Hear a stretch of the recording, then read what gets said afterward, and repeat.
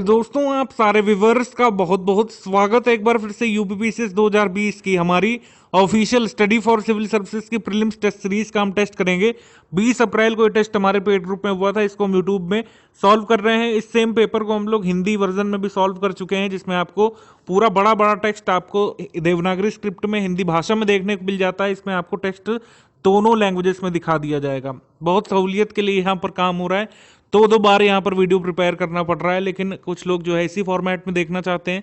अगर आपको study for civil services की इस मेहनत को अप्रिशिएट करना है तो लाइक शेयर सब्सक्राइब कर दीजिएगा।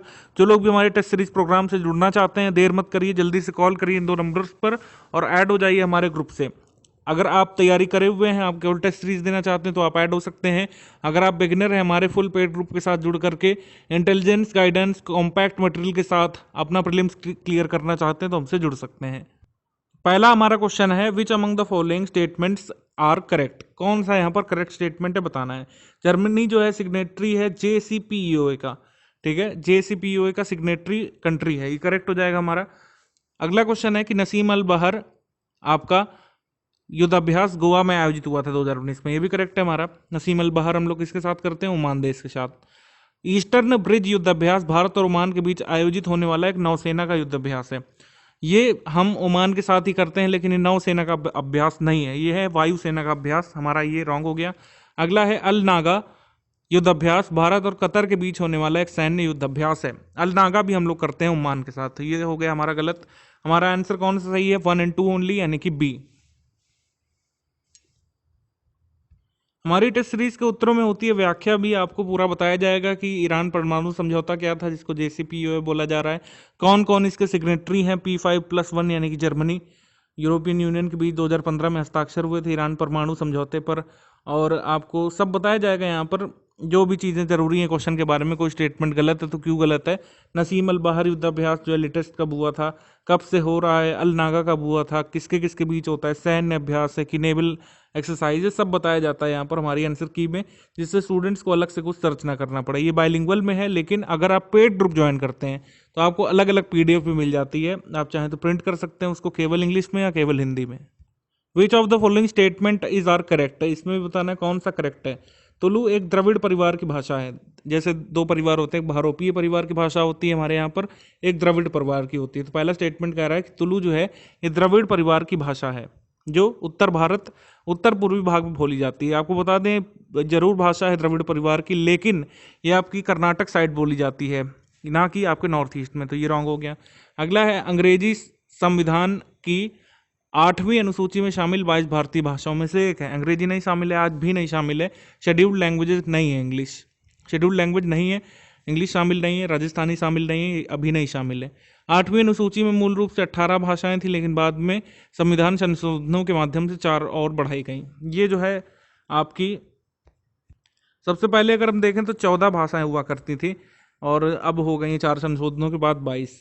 तो दो ये तीनों ही यहाँ पर इनकरेक्ट हो जाएंगे, कोई भी स्टेटमेंट हमारा करेक्ट नहीं निकला। क्या कोई ऐसा आंसर है जो इसमें जो है इसको मंजूर कर रहा है डी, यानी कि कोई भी करेक्ट नहीं है, नन ऑफ द अबव। अब है हमारे पास पूरा एक्सप्लेनेशन इसका। तुलु एक द्रविड़ परिवार की भाषा है, बोलने वाले लोग कर्नाटक के तटीय जिलों केरल और कासरगोड जिले तक ही सीमित है इसमें, और इसके संरक्षण की बात कही जाती रहती है। अब से पूरा भाषा का इतिहास बता दिया कि पहले कितनी थी, बाद में कौन कौन किस अमेंडमेंट से जुड़ी थी। सिंधी जुड़ी थी क्या 21वें संविधान संशोधन अधिनियम 1967 में, और नेपाली मणिपुरी कोंकणी ये जुड़ी थी 71वें संविधान संशोधन अधिनियम 1992 से, और आपकी संथाली जुड़ी थी 92वें संविधान संशोधन अधिनियम से 2003 में। क्वेश्चन नंबर 3 है, एक बार फिर से बताना है कौन सा कथन यहाँ पर सही है। अच्छा, आप लोग ये भी कमेंट करके बताइएगा कि सब कुछ बराबर दिख रहा है कि नहीं, सब कुछ सही से दिख रहा है कि नहीं। बहुत मेहनत करनी पड़ती है इन सब में, सब देखने के लिए कि हाँ आपको वाकई लाभ मिले, खाना पूर्ति नहीं। आप अगर यूट्यूब में वीडियो आया है, भले ही वो फ्री है, आपके काम आए। पहला यहाँ पर क्वेश्चन है कि 10 वर्षीय ग्रामीण स्वच्छता नीति जो मंजूर की गई है 2019 से 29 के लिए स्वच्छ भारत मिशन ग्रामीण के अंतर्गत हासिल किए गए स्वच्छता व्यवहार परिवर्तन को बनाए रखने के लिए इस पर ध्यान केंद्रित किया जाएगा। ये करेक्ट है हमारा स्टेटमेंट। अगला दिया हुआ है कि रेणुका जी बहुउद्देशीय परियोजना है, ये महानदी की 2 सहायक नदियों पर 3 भंडारण परियोजनाओं का निर्माण करने के लिए प्रस्तावित है। देखिए 3 भंडारण परियोजनाएं हैं इस बहुउद्देशीय प्रोजेक्ट में, लेकिन ये जिस नदी पर बनाने का बात कही गई है वो रॉन्ग है। यहाँ पर महानदी के ऊपर नहीं, यमुना की 2 सहायक नदियों के ऊपर बनेगी ये, इसलिए सेकंड रॉन्ग है, केवल पहला यहाँ पर करेक्ट हो जाएगा। आंसर हमारा सही होगा यहाँ पर ओनली 1, क्योंकि पूछा है कौन सा करेक्ट है, केवल एक करेक्ट है। हमारे आंसर की में दिया हुआ है कि ये किस नदी पर बन रही है, यमुना की ट्रिब्यूटरीज पर, यमुना बेसिन में कौन कौन सी 2 ट्रिब्यूटरी हैं, टोन्स और गिरी पर। Which among the following are the alien species found in India, alien species या फॉरेन स्पीसीज, भारत में पाई जाने वाली विदेशी प्रजातियां कौन कौन सी हैं। तो सेना स्पेक्टेबलिस, अफ्रीकन एप्पल घोंगा जो है पपीता खाने वाला कीड़ा, Amazon sailfin catfish, orange cup coral, primrose willow. आपको बता दें सारी की सारी जो है एलियन स्पीशीज हैं, इनका नाम ध्यान रख सकते हैं। हमारा आंसर सही हो जाएगा डी, यानी कि उपरोक्त सभी सही, डी। हमारे की में ये भी दिया हुआ है कि ये सारी स्पीसीज भारत में कहाँ कहाँ पर किस हिस्सों में पाई जाती हैं। 5th नंबर क्वेश्चन है कौन सा कथन यहाँ पर सही है। कोरेगांव का युद्ध 1818 में लड़ा गया था, ठीक है, भीमा कोरेगांव इसको बोलते हैं। भीमा नदी का जहाँ से उद्गम होता है वहाँ पर ये लड़ा गया था। ये युद्ध तीसरे आंग्ल मराठा युद्ध का एक हिस्सा था, ये भी करेक्ट है यहाँ पर, ये दोनों स्टेटमेंट करेक्ट हैं। अगला क्वेश्चन है कि वित्त मंत्रालय ने दृष्टि बाधित लोगों के लिए करेंसी नोटों के मूल्य वर्गों की पहचान करने में सहायता देने के लिए एक ऐप लॉन्च किया था जिसका नाम है mobile aided note identifier. Money app launch हुआ था लेकिन इसको आरबीआई ने लॉन्च किया था, ना कि वित्त मंत्रालय ने। तो ये हो गया रॉन्ग हमारा। हमारा करेक्ट आंसर हो जाएगा 1 और 2 ओनली, सी। जलवायु परिवर्तन प्रदर्शन सूचकांक, क्लाइमेट चेंज परफॉर्मेंस इंडेक्स 2020 आ चुका है। इसमें पहली बार बता रहा है कि भारत ने जलवायु परिवर्तन प्रदर्शन सूचकांक में 9वां स्थान हासिल किया और शीर्ष 10 में भारत पहुंच गया, ये करेक्ट है, अच्छी बात है। डेनमार्क को पहला स्थान मिला है, ये गलत है, डेनमार्क है 4थे स्थान पर। अब आप पूछेंगे कि पहले पर कौन है, फिर पहले पर कोई नहीं है, द्वितीय पर कोई नहीं है, तृतीय पर भी कोई नहीं है, क्योंकि किसी ने इतना अच्छा परफॉर्म नहीं किया कि उनको फर्स्ट, सेकंड या थर्ड पर रखा जाए। रैंकिंग ही 4 नंबर से चालू है। तो डेनमार्क है 4th प्लेस पर। आंसर हो जाएगा हमारा केवल एक सही, यानी कि ऑप्शन नंबर ए। सुप्रसिद्ध 11 दिवसीय धनु यात्रा जिसको दुनिया का सबसे बड़ा ओपन एयर थिएटर माना जाता है, Guinness book of world record में भी रिकॉर्ड दर्ज किया गया। ओपन एयर थिएटर का सबसे बड़ा ये आपका आयोजन है, करेक्ट है ये। लेकिन ये करेक्ट हो जाता अगर यहाँ पर गुजरात न दिया होता, ये होता क्योंकि है ओडिशा में। ये हमारा गलत कर देगा फैक्ट, क्योंकि इस पर लिखा है गुजरात में आयोजित होता है, जबकि आयोजित होता है ये एक्चुअल में ओडिशा में। Guinness book of world record में धनु यात्रा का उल्लेख किया गया है, करेक्ट है ये। हाल ही में 107वां भारतीय विज्ञान सम्मेलन पंजाब में आयोजित हुआ, पंजाब में नहीं हुआ था, ये बेंगलुरु में हुआ था, ये इनकरेक्ट हो गया। उसके बाद दिया हुआ है कि थीम थी इसकी science and technology rural development, ये करेक्ट है। तो हम बता दें आपको, यहाँ पर आपका सेकंड करेक्ट है, 4th करेक्ट है। तो इसमें हमारा आंसर हो जाएगा 2 और 4, 2 और 4 यहाँ पर करेक्ट है, बी। 7 नंबर क्वेश्चन का करेक्ट आंसर है आपका बी, 2 और 4 ओनली करेक्ट। क्वेश्चन नंबर 8, मुख्यमंत्री निर्माण श्रमिक मृत्यु एवं दिव्यांग सहायता योजना छत्तीसगढ़ के मजदूरों के लिए एक वित्तीय योजना है जिसके अंतर्गत पंजीकृत मजदूर काम के समय मृत्यु होने पर उसके परिवार को 1 लाख रुपए की वित्तीय सहायता प्रदान की जाएगी, करेक्ट है ये, छत्तीसगढ़ में चलाया गया है। उसके बाद लाई हरोबा प्राचीन काल से मणिपुरी मेइती समुदायों द्वारा मनाया जाने वाला एक अनुष्ठानिक महोत्सव है, त्रिपुरा के अगरतला में शुरू हुआ था, ये भी करेक्ट है। हमारा आंसर हो जाएगा यहाँ पर सी, बोथ करेक्ट, 1 और 2 बोथ। क्वेश्चन नंबर 9 है हमारा, कर्नाटक की पटोला साड़ी को हस्तकला श्रेणी में भौगोलिक संकेतक टैग मिला हुआ है, करेक्ट है ये, कर्नाटक की पटोला साड़ीज को टैग मिला हुआ है। हाल ही में चर्चा में क्यों आई ये साड़ीज, क्योंकि इस साड़ी में जो रेशम लगता है उसके लिए प्लांट खोला जाना है गुजरात के सुरेंद्रनगर में, क्योंकि अभी इसका डिस्ट्रीब्यूशन इतना नहीं हो पा रहा है, क्योंकि जहाँ पर प्लांट है वहीं पर बन पाती है। तो इसके सिल्क के लिए सुरेंद्रनगर में प्लांट लगाया जाना है, इनॉग्रेशन हो चुका है उसका, इस वजह से चर्चा में आई थी साड़ी। इसको 2 तरफ से पहना जा सकता है। खादी और ग्रामोद्योग आयोग एक गैर संवैधानिक निकाय है जो सूक्ष्म लघु और मध्यम उद्यम मंत्रालय के अंतर्गत कार्य करता है। यहाँ पर आपके दोनों ही स्टेटमेंट सही हो जाएंगे। KVIC स्टैट्यूटरी बॉडी है और ये पटोला साड़ीज जो है इसको GI टैग मिला हुआ है कर्नाटक राज्य के लिए। आंसर सही हो जाएगा हमारा सी, 1 और 2 ओनली। क्वेश्चन नंबर 10 है, कौन सा कथन यहाँ पर आपका सही है बताना है। तो उत्तर प्रदेश सरकार ने साइबर सेफ वुमेन पहल शुरू की है, ये रॉन्ग हो जाएगा क्योंकि महाराष्ट्र सरकार ने साइबर सेफ वुमेन शुरू की थी। उसके बाद है कि साइबर अपराधों के बारे में जागरूकता फैलाने हेतु केंद्रीय गृह मंत्रालय द्वारा एक ट्विटर अकाउंट शुरू किया गया जिसका नाम साइबर साथी है। बाकी सब सही लिखा है लेकिन ट्विटर अकाउंट का नाम यहाँ पर गलत कर दिया है। साइबर दोस्त है ट्विटर अकाउंट का नाम। तीसरा क्वेश्चन है, भारतीय कंप्यूटर आपातकालीन प्रतिक्रिया team CERT in electronics and सूचना प्रौद्योगिकी मंत्रालय के अंतर्गत एक कार्यालय खुला है। तो ये वाला यहाँ पर हो जाएगा आपका करेक्ट। थर्ड करेक्ट है, 1 2 रॉन्ग निकले अभी तक। महिलाओं और बच्चों के खिलाफ साइबर अपराध रोकथाम योजना 2019 शुरू की गई है, ये करेक्ट है। साइबर अपराध रिपोर्टिंग पोर्टल शिकायतकर्ताओं को बाल अश्लीलता और चाइल्ड पोर्नोग्राफी संबंधित एक्सप्लिसिट मटेरियल को रिपोर्ट करने में सक्षम बनाता है, ये भी करेक्ट है। 3 4 5 करेक्ट निकले हमारे, 1 2 स्टेटमेंट्स निकले हमारे रॉन्ग। कौन सा सही होगा यहाँ पर? हमारा सही हो जाएगा बी, 3 4 5 करेक्ट है, ऑप्शन नंबर बी। यहाँ पर किस व्यक्तित्व के बारे में बात की जा रही है? वह एक भारतीय समाज सुधारक, शिक्षाविद और महाराष्ट्र की कवित्री थी। उन्होंने, उनके पति ने 1818 में भिडेवाड़ा पुणे में भारतीय लड़कियों के लिए एक विद्यालय की स्थापना की थी। उन्होंने काव्या फुले लिखी थी 1892 में और 52 काशी सुबोध रत्नाकर का प्रकाशन किया था। उन्होंने महिला अधिकारों के संबंध में जो मुद्दे थे उनको एड्रेस करने के लिए, जागरूकता बढ़ाने के लिए महिला मंडल की स्थापना की थी। तो ये इंडिकेशंस किसके बारे में है? ये है सावित्री बाई फुले के बारे में। 2019 में इनकी बर्थ एनिवर्सरी पर मोदी जी ने इनको ट्रिब्यूट दिया था, काफ़ी जो है इनके बारे में लिखा गया था। तो हमारा आंसर यहाँ पर हो जाएगा आपका सावित्री बाई फुले, सी। चुनाव आयोग के संबंध में निम्नलिखित में से कौन सा कथन सही नहीं है, यानी कि गलत है?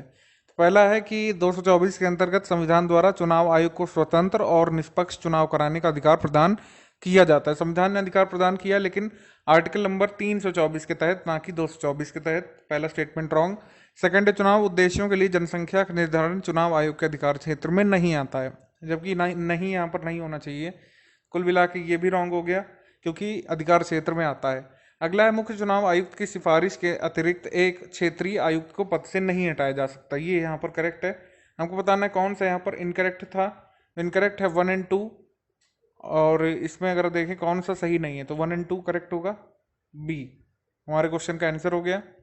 निम्नलिखित में से कौन सा कथन सही है? समुद्री पारिस्थितिकी प्रणालियों पर तीसरा अंतर्राष्ट्रीय सम्मेलन चुनौतियां और अवसर केरल के कोच्चि में हुआ था, करेक्ट है, ये आ सकता है एग्जाम में इंडिविजुअल भी।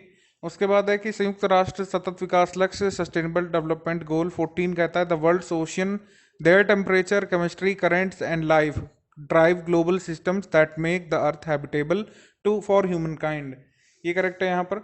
उसके बाद लिखा हुआ है कि भीतरकनिका नेशनल पार्क आपकी तमिलनाडु में है, बिल्कुल नहीं, ये ओडिशा में पड़ती है भीतरकनिका और सिंपल लिफाल।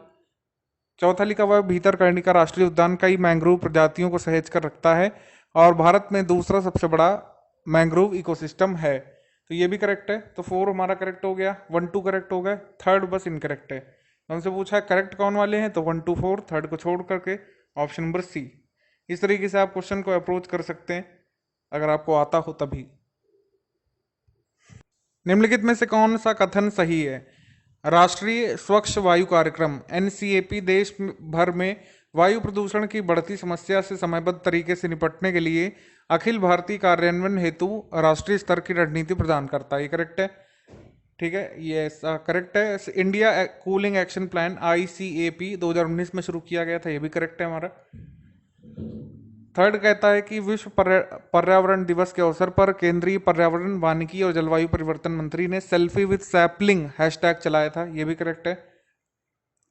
वर्ल्ड एनवायरनमेंट डे कब होता है बताएंगे कोई? 5 जून को होता है। जापान ने सितंबर 2019 में मरुस्थलीकरण से निपटने के लिए संयुक्त राष्ट्र सम्मेलन UNCCD के 14वें COP के सम्मेलन की मेजबानी की थी। ये सभी को पता है कि ये सम्मेलन नोएडा में हुआ था, इंडिया में बहुत पॉपुलर हुआ था, तो ये इनकरेक्ट हो गया हमारा यहाँ पर। अगला है कि 1 अप्रैल 2020 से सभी वाहन जो है BS6 में कन्वर्ट होने थे, ये हो चुके हैं, ठीक है। तो हमारा बच रहा है खाली 4 इनकरेक्ट। पूछा है करेक्ट कौन कौन से, तो 1 2 3 4 को हटा के 5, ऑप्शन नंबर डी यहाँ पर हमारा करेक्ट हो गया। भारतीय वन स्थिति रिपोर्ट ISFR के संबंध में कौन सा कथन यहाँ पर आपका सही है? भारतीय वन स्थिति रिपोर्ट के अनुसार भारत में पिछले 2 वर्षों में वन एवं पेड़ आच्छादन में कमी आई है, यहाँ पर लिखा हुआ है। जबकि ऐसा बिल्कुल नहीं हुआ है। वन आच्छादन भी बढ़ा है थोड़ा सा, भले ही थोड़ा सा, लेकिन बढ़ा जरूर है। ट्री कवर भी बढ़ा है, कमी नहीं हुई है, बढ़ोतरी हुई है। वन आवरण में वृद्धि के मामले में कर्नाटक देश के सभी राज्यों की सूची में शीर्ष पर है और आंध्र प्रदेश और केरल के बाद आता है। मतलब आंध्र प्रदेश और केरल इसके बाद आते हैं, ये करेक्ट है यहाँ पर। अगला है हमारा कि असम और त्रिपुरा को छोड़ करके उत्तर पूर्व क्षेत्र के सभी राज्यों में वन आवरण में कमी देखी गई है, तो ये भी करेक्ट है। तो हमारा आंसर सही हो जाएगा यहाँ पर 2 and 3 ओनली, यानी कि सी, 2 and 3 only. Great Indian bustard के संबंध में निम्नलिखित में से कौन सा कथन सही है? विश्व स्तर पर मुश्किल से 150 ग्रेट इंडियन बस्टर्ड पक्षियों के जीवित होने का अनुमान लगाया गया है, करेक्ट है। राजस्थान का ये आपका राजकीय पक्षी भी है, ये भी करेक्ट हो जाएगा। इसे भारतीय वन्यजीव संरक्षण अधिनियम 1972 की अनुसूची 1 में सूचीबद्ध किया गया है, ये भी करेक्ट है। यहाँ पर 1 भी करेक्ट, 2 भी करेक्ट और आपका 3 भी करेक्ट। इसकी आबादी ज़्यादातर राजस्थान और गुजरात तक ही सीमित है, करेक्ट है। ये आपका western Rajasthan, northern Gujarat, Kathiawar region में देखा जाता है, तो ये भी करेक्ट है। हमारा आंसर सही हो जाएगा यहाँ पर D, all of the above correct है, डी। निम्नलिखित में से कौन सा कथन सही है? प्रधानमंत्री किसान मानधन योजना 60 वर्ष की आयु प्राप्त करने पर पात्र लघु और सीमांत किसानों को प्रति माह 3,000 रुपए का भुगतान करने का प्रावधान करती है, ये करेक्ट है, यही प्रावधान है इसमें। उसके बाद है कि प्रधानमंत्री सम्मान निधि पीएम किसान सभी किसान परिवारों को भूमि आकार को बिना एलिजिबिलिटी क्राइटेरिया मानते हुए उनको उसमें शामिल करती है। जब इस स्कीम को लॉन्च किया गया था, अनाउंस किया गया था ओरिजिनली, तो 5 हेक्टेयर तक की कैप लगाई गई थी कि 5 हेक्टेयर से ऊपर जिनके पास भूमि है वो इस स्कीम का लाभ लेने के पात्र नहीं है। लेकिन अब ये कैप हटा ली गई है, तो यहाँ पर हमारा आंसर सही हो जाएगा option number C, 1 and 2 both correct, C. आपको पता होना चाहिए कि ये कैप हटा ली गई है। निम्नलिखित में से कौन सा कथन सही है? ई नैम भारत में पावर डिस्कॉम के लिए एक ऑनलाइन प्लेटफॉर्म है, ये एग्रीकल्चरल मार्केट से संबंधित है। ई नेशनल एग्रीकल्चरल मार्केट इसका फुल फॉर्म है, तो डिस्कॉम संबंधित ये हो नहीं सकता। नेट्सको फाइन जो है ये उन अनुसंधान और शैक्षणिक संस्थानों का नेटवर्क है जो खाद्य और पोषण के क्षेत्र में काम कर रहे हैं, तो ये हमारा करेक्ट हो जाएगा। आंसर नंबर करेक्ट होगा बी, यानी कि केवल 2, ओनली 2। नेट्सको फैन के बारे में नहीं, जिनको नहीं पता है वो हमारी आंसर की में गिवन है इसके बारे में।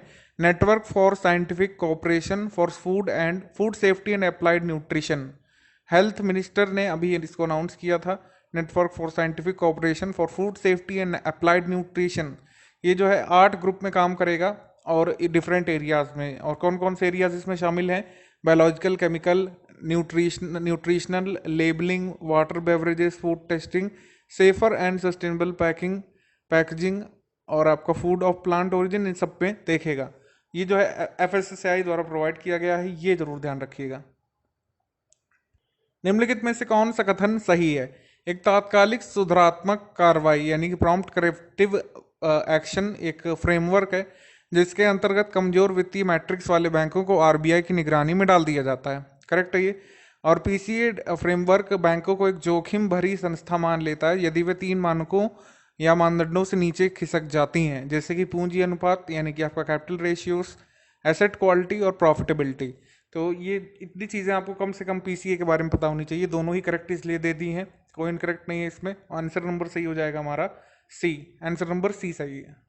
हाल ही में गूगल ने दुनिया का पहला कृत्रिम मानव पेश किया था जिसे नियॉन के रूप में जाना जा सकता है, करेक्ट है ये। नियॉन चर्चा में आया था, वास्तविक मनुष्यों की तरह संवाद कर सकता है और सहानुभूति भी जता सकता है, दोनों करेक्ट है इसमें।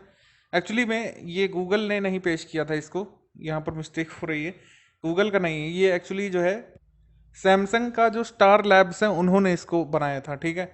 आर्टिफिशियल ह्यूमन नियॉन इसका नाम था। लेटेस्ट एंट्री है आर्टिफिशियल इंटेलिजेंस के वर्ल्ड में, ये मान सकते हैं। तो ये सब दिया हुआ है नियॉन के बारे में। इस तरीके से पहला तो रॉन्ग हो जाएगा बिल्कुल, गूगल का नहीं है, सैमसंग के स्टार लैब्स का है। नियॉन जो है ये वास्तविक मनुष्यों की तरह संवाद कर सकता है, सहानुभूति जता सकता है, ये AI आधारित है, आर्टिफिशियल इंटेलिजेंस आधारित, तो ऐसा कर सकता है बिल्कुल बी। और गोल्डीलॉक्स जो उन तारों के आसपास का एक ऐसा क्षेत्र है जो ना तो ज़्यादा गर्म होता है ना ही ठंडा होता है, जिससे वहाँ परिक्रमा करने वाले ग्रह की स्थिति या उसकी सतह पर तरल पानी काफ़ी मात्रा में मौजूद रह सकता है। हमारा आंसर यहाँ पर हो जाएगा बी, यानी 2 एंड 3 सही है, ये दोनों सही है, पहला वाला रॉन्ग है। गूगल का नहीं है नियॉन, वो है स्टार लैब्स का। निम्नलिखित में से कौन सा कथन सही है? जस्ट कोजेंस एक लैटिन भाषा का शब्द है जिसका अर्थ होता है बाध्यकारी कानून।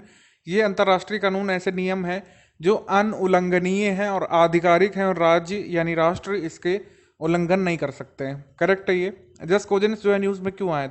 ये आपकी 2019 की न्यूज़ है और आप देख सकते हैं इसमें कि जस्ट कोजेंस इन्वोक किया गया था ईरान के द्वारा जब यूएस ये थ्रेट देने लगा था कि वो ईरान के कल्चरल साइट्स पर अटैक कर सकते हैं। तो जस्ट कोजेंस एक कंपेलिंग लॉ है और ज़्यादातर कंट्रीज जो है इसको एक्सेप्ट करते हैं। ये किसी रिसेंट ऑर्गेनाइजेशन का नहीं है, ये रोमन टाइम्स में, ठीक है, रोमन काल से ये चलता आ रहा है टर्म जस्ट कोजेंस। तो हम कह सकते हैं पहला वाला यहाँ पर करेक्ट हो गया स्टेटमेंट।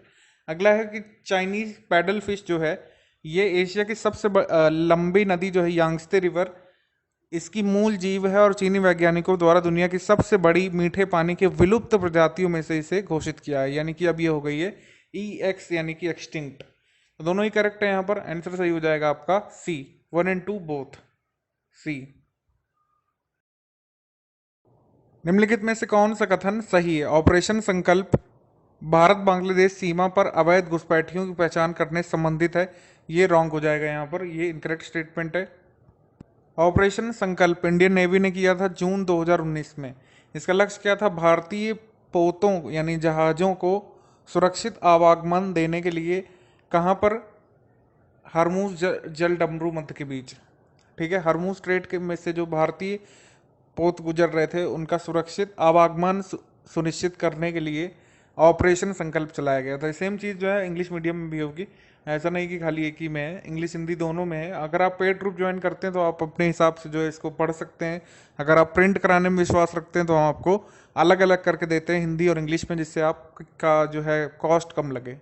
तो ये क्लियर हो गया कि ऑपरेशन संकल्प बांग्लादेश संबंधित नहीं है, स्ट्रेट ऑफ हॉर्मूज से संबंधित है, वहाँ पर आवागमन हमारे शिप्स का सुनिश्चित करने के लिए। हॉर्मूज जल संधि यानी कि हॉर्मूज स्ट्रेट, ये फारस की खाड़ी और ओमान की खाड़ी के बीच एक स्ट्रेट है। करेक्ट है ये करेक्ट है। अगला है चंद्रशेखर आज़ाद, भगत सिंह, सुखदेव और Ram Prasad Bismil Hindustan socialist republican association के संस्थापक सदस्यों में से एक थे, ये करेक्ट है, ठीक है। हमारा आंसर सही हो जाएगा यहाँ पर B, 2 and 3 only. Hindustan socialist republican association का संबंध अशफाक उल्लाह खान से भी था। अशफाक उल्लाह खान का उल्लेख किया गया था इस बार के बजट 2020-21 में उत्तर प्रदेश के बजट में, और उनके नाम पर गोरखपुर में 121 एकड़ की भूमि पर एक जो है जूलॉजिकल पार्क भी बनाया जाएगा। उसको शहीद अशफाक उल्लाह खान जूलॉजिकल पार्क नाम दिया जाएगा। निम्नलिखित में से कौन सा कथन सही है बताना है। एपिफेनी फेस्टिवल भारत के कुछ हिस्सों जैसे कि गोवा और केरल में मनाया जाता है जहां पर ईसाइयों की जनसंख्या ज़्यादा है। करेक्ट है। एपिफेनी ईसाई धर्म के 3 प्रमुख त्योहारों में से एक है, अन्य 2 ईस्टर और क्रिसमस है। तो ये करेक्ट हो गया हमारा, ये भी करेक्ट हो गया। अगला है सी गार्जियन युद्धाभ्यास अरब सागर में चीन और मालदीव की सेनाओं के बीच होने वाला युद्धाभ्यास है।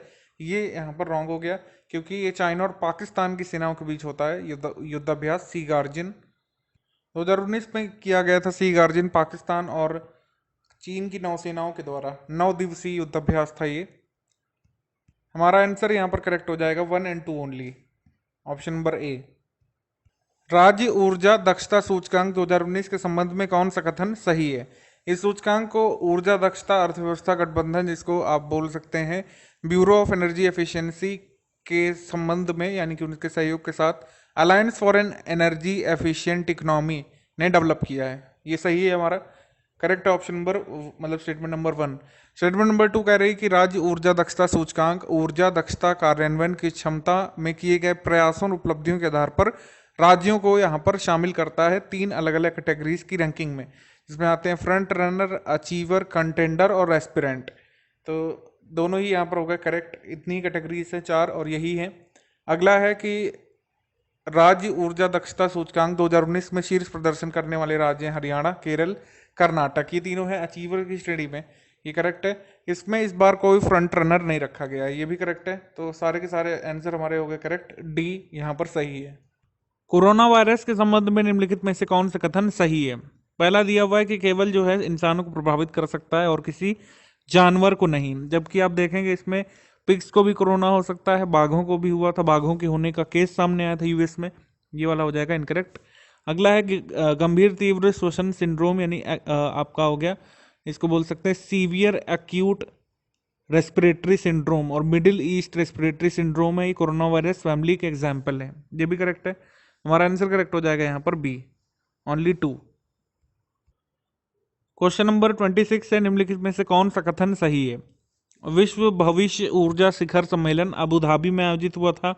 इस वर्ष के शिखर सम्मेलन की थीम थी वैश्विक खपत, उत्पादन और निवेश पर पुनर्विचार करना, सोशल मीडिया पर पोस्ट करना भारत में एक मौलिक अधिकार है। तो आपके तीनों ही करेक्ट हो जाएंगे यहाँ पर। त्रिपुरा हाईकोर्ट ने अभी रूल किया था 2019 में कि सोशल मीडिया पर पोस्ट करना एक मौलिक अधिकार है।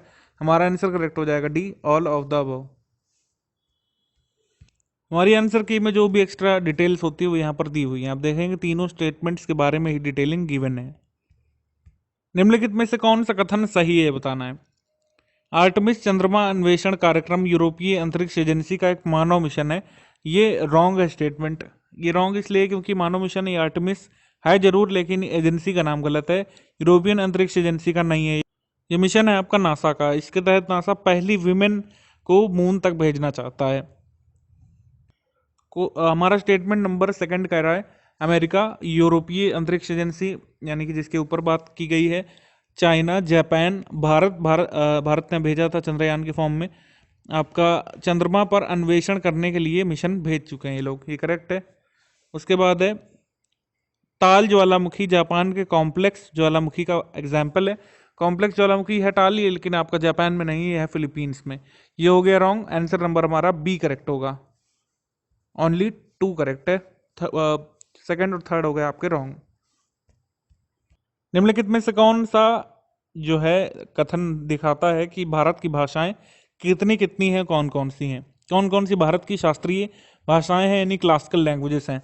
तमिल है आपकी, और आपकी संस्कृत भी है। तमिल है, संस्कृत है, ओडिया भी है, और आपकी मलयालम भी है। तो इसमें करेक्ट हो जाएगा हमारा 1 2 3 5।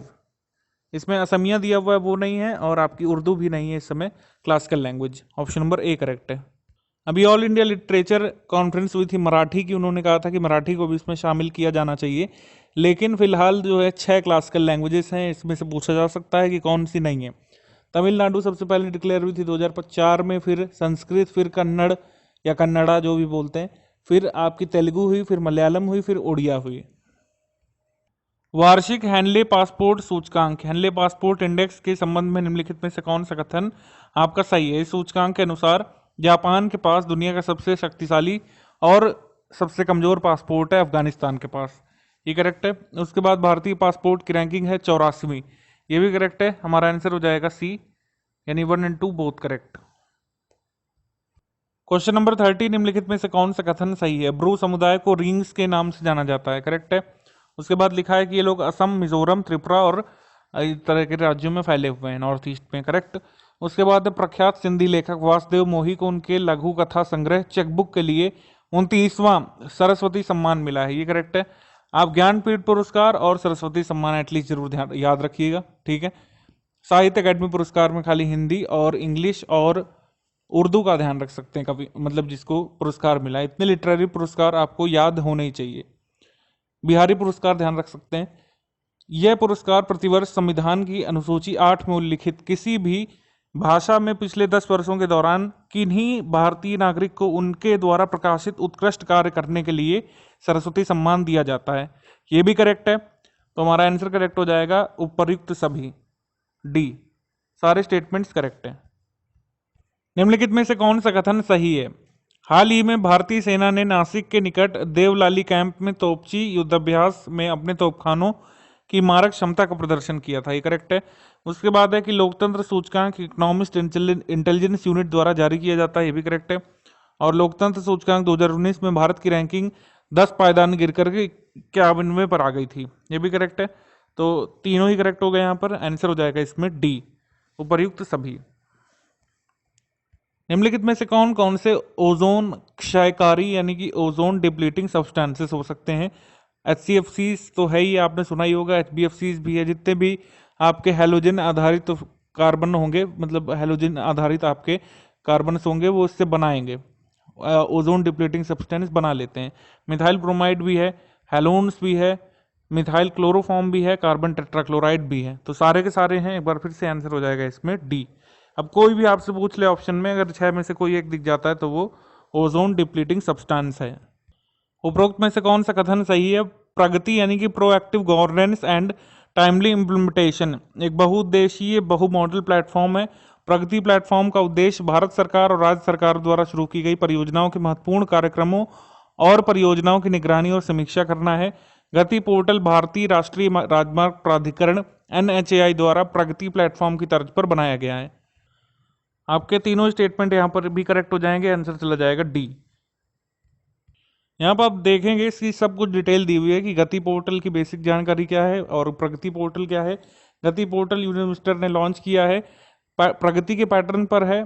ठीक है, पोर्टल यूज किया जाएगा प्राइम मिनिस्टर्स ऑफिसर्स के द्वारा, प्रोजेक्ट को मतलब PMO के द्वारा यहाँ पर इसका यूज किया जाएगा गति पोर्टल का प्रोजेक्ट मॉनिटरिंग के लिए।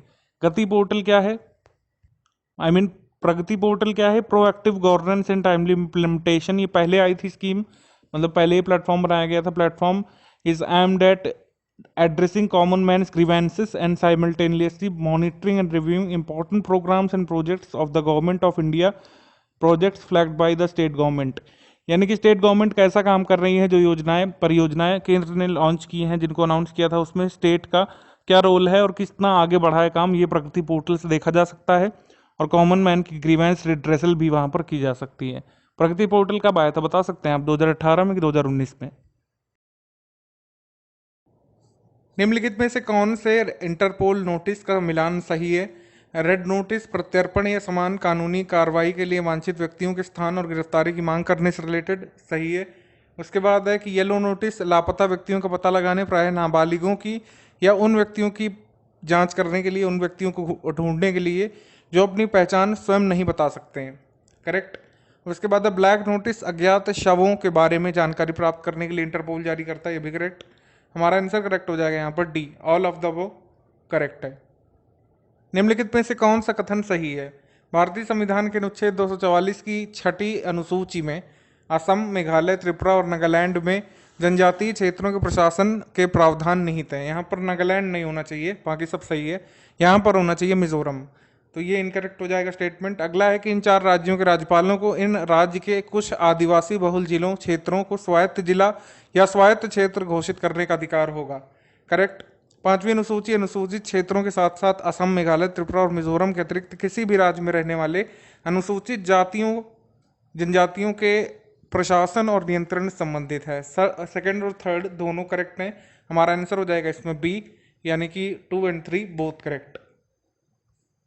निम्नलिखित में से कौन सा कथन सही है? वन्यजीव अपराध नियंत्रण ब्यूरो द्वारा ऑपरेशन क्लीन आर्ट की परिकल्पना की गई है, जिसका एकल उद्देश्य पूरे देश में नेवले के बालों से बनने वाले ब्रश के व्यापार पर प्रतिबंध लगाना। ये करेक्ट है। ये आपका चलाया गया था क्लीन ब्रश वाला, ये कई बार पूछा जाता है स्टेट पीसीएस में। सूर्य किरण का ये 14वां एडिशन भारत और नेपाल के बीच एक संयुक्त सैन्य अभ्यास है। ये एक साल में 2 बार होता है, एक बार इंडिया में, एक बार नेपाल में। तो ये रूपंदेही में हुआ था, सलजंडी में, करेक्ट है। दोनों स्टेटमेंट हमारे करेक्ट हैं, तो आंसर सही हो जाएगा इसमें सी, 1 और 2 बोथ करेक्ट। निम्नलिखित में से कौन सा कथन सही है? Question number 37। हाल ही में छठे हिंद महासागर संवाद यानी कि इंडियन ओशियन डायलॉग का जो इंडियन ओशियन डायलॉग जो कि हिंद महासागर तटीय क्षेत्रीय सहयोग की एक प्रमुख पहल है, इसका आयोजन जो है न्यू दिल्ली में हुआ था पहली बार, करेक्ट है। उसके बाद सेकंड स्टेटमेंट है, एक्चुअली नंबरिंग जो है आप इंग्लिश वर्जन के हिसाब से देखिए। सेकंड स्टेटमेंट कह रहा है it is the track of 1.5 discussion, यानी कि ये ट्रैक 1.5 वार्ता है जो हिंद महासागर के रणनीतिक मुद्दों पर शिक्षाविदों और अधिकारियों के मध्य सार्वजनिक मुक्त संवाद को प्रोत्साहित करती है, ये भी करेक्ट है। उसके बाद है कि थर्ड, ये ट्रैक 1 जिसमें शासकीय कूटनीति होती है, ट्रैक 2 जिसमें गैर राज्य अभिकर्ताओं के माध्यम से बैक चैनल कूटनीति होती है, गोपनीय और औपचारिक वार्ता हम कह सकते हैं ट्रैक 2 को। उसके मध्य की ये है, यानी कूटनीतियों की मध्यवर्ती स्वरूप है, तभी इसको 1.5 कहा गया है, ना 1 ना 2। उसके बाद है पाकिस्तान हिंद महासागर तटीय क्षेत्र सहयोग का एक सदस्य है, ये इनकरेक्ट हो जाएगा। बाकी हमारे करेक्ट है 1, 2, 3, हमारा करेक्ट स्टेटमेंट बनेगा सी। हिंद महासागर तटीय क्षेत्र सहयोग का सदस्य पाकिस्तान नहीं है। क्वेश्चन नंबर 38 है, हॉर्नबिल महोत्सव का नाम इंडियन हॉर्नबिल पक्षी के नाम पर रखा गया है, जो नागालैंड का राजकीय पक्षी भी है। करेक्ट है ये। उसके बाद है कि इंडियन हॉर्नबिल पक्षी का IUCN का स्टेटस जो है इसको नियर थ्रीटेंड से बदल करके अब इंडेंजर्ड कर दिया है। ये रॉन्ग है, क्योंकि इंडेंजर्ड नहीं किया है, वल्नरेबल में डाला है इसको। और इसको माना गया है कि अब इसको बहुत अतिरिक्त संरक्षण की जरूरत नहीं है, तो नियर थ्रीटेंड से इसको डाल दिया वल्नरेबल में। ठीक है। उसके बाद है कि संयुक्त राष्ट्र संबद्ध अंतर्राष्ट्रीय प्रवासन संगठन ने वैश्विक प्रवासन रिपोर्ट जारी की है। तो हाँ, इसी ऑर्गेनाइजेशन ने रिपोर्ट जारी की है। 1 और 3 अभी तक हमारे सही है। अगला क्वेश्चन है कि मतलब अगला स्टेटमेंट है इस क्वेश्चन का कि पूरे विश्व के अंतर्राष्ट्रीय प्रवासियों में से सर्वाधिक चीन से हैं और फिर भारत से। यहाँ पर गलती है, सर्वाधिक भारत से हैं, फिर चीन से हैं, फिर मैक्सिको से हैं। ये यहाँ पर सही क्रम होना चाहिए, तो ये वाला भी हो गया आपका रॉन्ग। तो हमारा सही स्टेटमेंट पूछ रहा है कौन कौन सा है, 1 और 3 ओनली, यानी कि ऑप्शन नंबर 1। क्वेश्चन नंबर 39 है, मिशन इंद्रधनुष योजना का उद्देश्य 8 टीका रोकथाम योग्य बीमारियों के खिलाफ 2 वर्ष से कम आयु के बच्चों और गर्भवती महिलाओं का टीकाकरण करना है। यानी कि ये स्कीम है immunising children under the age of 2 years and pregnant womens against the 8 vaccine preventable diseases. अब इन वैक्सीन प्रिवेंटेबल डिसीजेस का नाम क्या है? डिप्थीरिया शामिल है इसमें, काली खांसी, टिटनेस, पोलियोमाइलिटिस, तपेदिक, खसरा, दिमागी बुखार यानी कि मेनिंजाइटिस और हेपेटाइटिस बी। ये वाले टीके लगाए जाते हैं इंद्रधनुष में। चुनिंदा क्षेत्रों में यानी जापानीज इंसेफ्लाइटिस और हीमोफिलिस इन्फ्लुएंजा के टीके भी लगाए जा रहे हैं। ये सारा कथन सही है, तीनों कथन सही है आपके इंद्रधनुष के बारे में। ऑप्शन नंबर डी यहाँ पर करेक्ट होगा। निम्नलिखित में से कौन सा कथन सही है? तारांकित प्रश्न वह होता है जिसमें एक सदस्य सदन में मंत्री के मौखिक उत्तर की इच्छा रखता है, ये लिखा है। फिर है अतारांकित प्रश्न वह होता है जिसका लिखित उत्तर सदस्य द्वारा वांछित होता है। और थर्ड है प्रश्नकाल के तुरंत पहले का समय शून्यकाल कहा जाता है। यहाँ पर इनकरेक्ट होगा आपका थर्ड वाला, क्योंकि इसमें लिखा है तुरंत पहले का समय, जबकि यहाँ पर होना चाहिए प्रश्नकाल के तुरंत बाद का समय जो होता है ये शून्यकाल कहा जाता है। तो हमारा सही ऑप्शन इसमें क्या होगा? बी। 1 और 2 करेक्ट है आपका, और लेकिन थर्ड इनकरेक्ट है। यहाँ पर सही है बी, 1 और 2 करेक्ट है। क्वेश्चन नंबर 41, निम्नलिखित में से कौन सा कथन सही है? इंस्टेक्स रशिया चाइना के द्वारा शुरू किया गया संयुक्त राज्य अमेरिका को दरकिनार करने के लिए एक व्यापार संबंधित समझौता है। ये इसका उद्देश्य अमेरिका को दरकिनार करना है, व्यापार संबंधित समझौता भी है ये इंस्टेक्स, लेकिन रशिया और चाइना जो है इसके फाउंडर नहीं है। इसमें ब्रिटेन, फ्रांस और जर्मनी जो है इसके फाउंडर है इंस्टेक्स के। तो ये इनकरेक्ट हो गया। इंस्टेक्स यूरोपियन यूनियन को संयुक्त व्यापक कार्य योजना JCPOA के अंतर्गत कठोर अमेरिकी प्रतिबंधों के बावजूद ईरान के साथ मानवीय व्यापार को जारी रखने की अनुमति प्रदान करने का प्रयास करता है। तो ये करेक्ट है। उसके बाद JCPOA जुलाई 2015 में ईरान और P5+1 यानी कि जो 5 परमानेंट मेंबर्स हैं आपकी यूनाइटेड नेशंस जनरल असेंबली की, चीन, फ्रांस, रशिया, ब्रिटेन और आपका USA, और उसके अलावा P5 ये हो गया, +1 कौन सा हो गया? जर्मनी। तो इनके द्वारा किया गया एक विस्तृत समझौता है। ये वाला आपका स्टेटमेंट भी करेक्ट है। हमारा करेक्ट आंसर हो जाएगा यहाँ पर 2 और 3 ओनली, यानी कि सी करेक्ट है। क्वेश्चन नंबर 42, कौन सा कथन सही है? फिर से बताना है। 8वां भारत चीन संयुक्त प्रशिक्षण युद्धाभ्यास हैंड इन हैंड 2019 का आयोजन जैसलमेर, राजस्थान में किया गया। ब्लू फ्लैग सर्टिफिकेशन जो है, ब्लू फ्लैग प्रोग्राम डेनमार्क के अंतर्राष्ट्रीय गैर सरकारी गैर लाभकारी संगठन जिसका नाम है फाउंडेशन फॉर एनवायरमेंटल एजुकेशन, इसके द्वारा संचालित किया जाता है। तो इसमें से आपका ये वाला करेक्ट है, ये इनकरेक्ट है, क्योंकि इसका आयोजन जो है उमरोई में हुआ था, मेघालय में, हैंड इन हैंड एक्सरसाइज का। जैसलमेर में नहीं हुआ था, ये इनकरेक्ट हो गया। उसके बाद हमारा ऑप्शन बच रहा है बी, यानी कि केवल दूसरा सही है। निम्नलिखित में से कौन सा कथन सही है? हाल ही में यानी कि आपका जनवरी में, मतलब 2019 में आपका बैन कर दिया है ई सिगरेट कंप्लीटली इंडिया से। ये करेक्ट है, ई सिगरेट पूरी तरीके से बैंड है। इलेक्ट्रॉनिक सिगरेट बैटरी से चलने वाला एक उपकरण था जो निकोटीन युक्त घोल को इवेपोरेट करके मादक धुएं का सृजन करता था, ये भी करेक्ट है। उसके बाद है कि ई हुक्का ई सिगरेट का ही एक उदाहरण है, करेक्ट। सभी चीज़ें बैन कर दी हैं, ई सिगरेट, ई हुक्का, ई सिगार, सब कुछ। तो आंसर हो जाएगा यहाँ पर D, all of the above. Question number 44 है, निम्नलिखित में से कौन सा कथन सही है? इनर लाइन परमिट प्रणाली जो है वर्तमान में सभी पूर्वोत्तर राज्यों में लागू है। ये इनकरेक्ट हो जाएगा क्योंकि 4 में है, रिसेंट में अभी मणिपुर में आया था इनर लाइन परमिट, तो ये न्यूज़ में है। आप जरूर याद रखिएगा कि लेटेस्ट इनर लाइन परमिट किसको मिला है? मणिपुर को।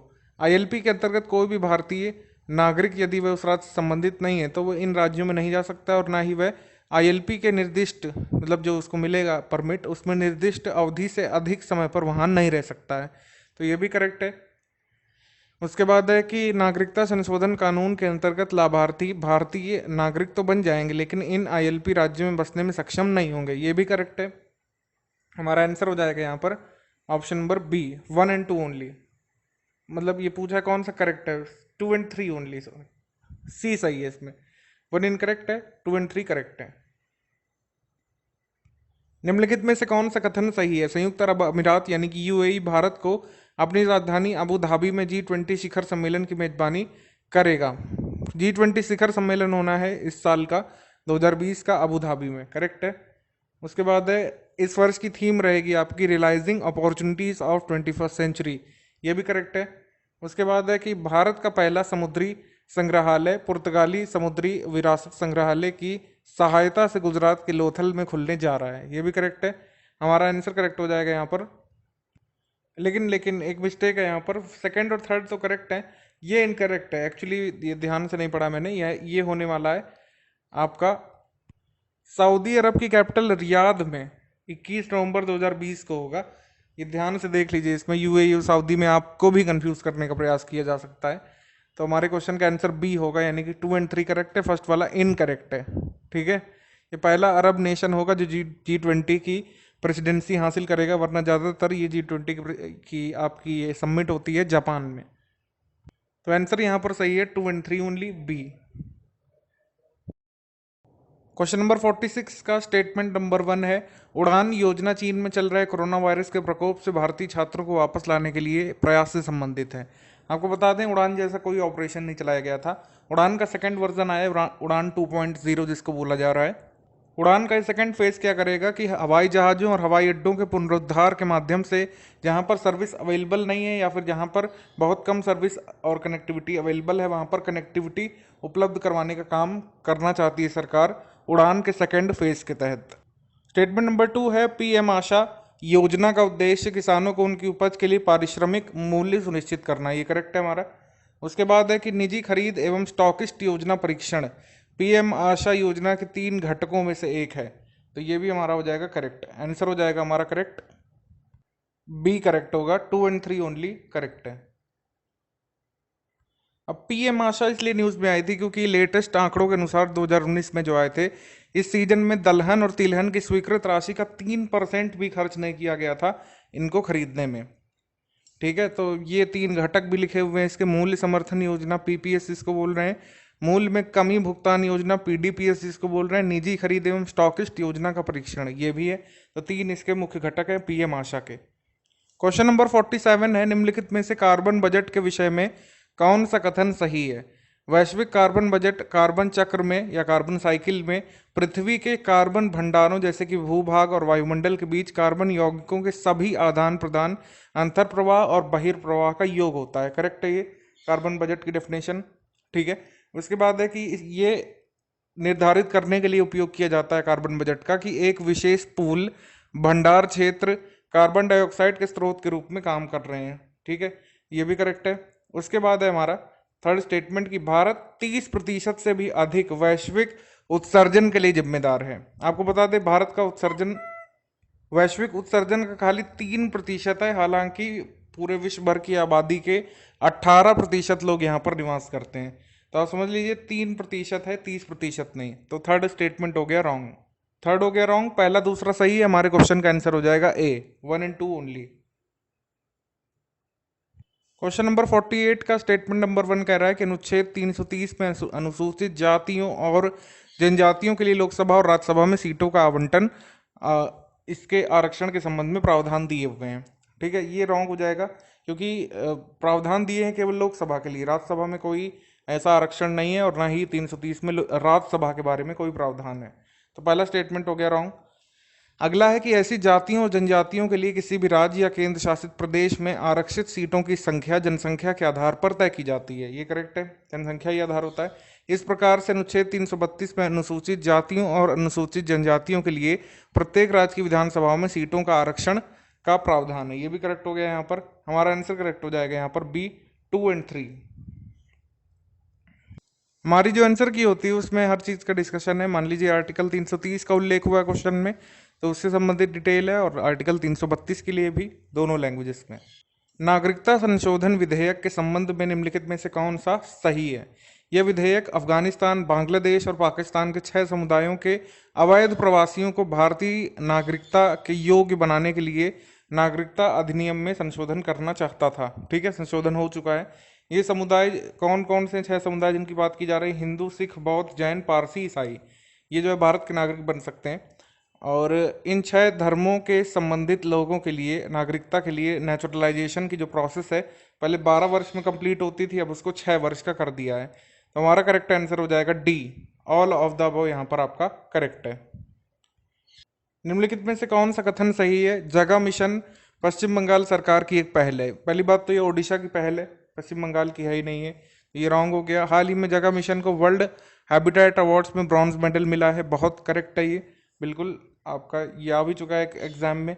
यह राज्य सरकार की एक पहल है जो हजारों मलिन बस्तियों को भूमि अधिकार प्रदान करने के हेतु समर्पित थी। उन्होंने एक सर्वे करवाया था, और ऐसा सर्वे करवाया था टेक्नोलॉजिकल चीज़ों का यूज़ करते हुए, जिसमें 12 वर्ष तक लग सकते थे, 11-12, और उसको केवल 2 वर्षों में कंप्लीट कर लिया था।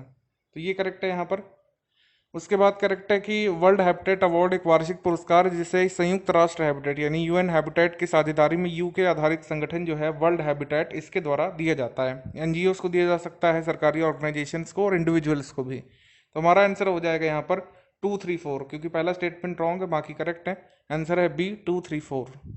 क्वेश्चन नंबर 51 है हमारा, नीचे दिए गए कथनों में से किस पुरस्कार की बात की जा रही है? यह पुरस्कार वैकल्पिक नोबेल पुरस्कार के नाम से जाना जाता है। अधिकांश अन्य अंतर्राष्ट्रीय पुरस्कारों के विपरीत इस पुरस्कार में कोई भी श्रेणियां नहीं होती हैं। अब यहाँ पर लिखा है कि किन किन लोगों को मिला था इस साल।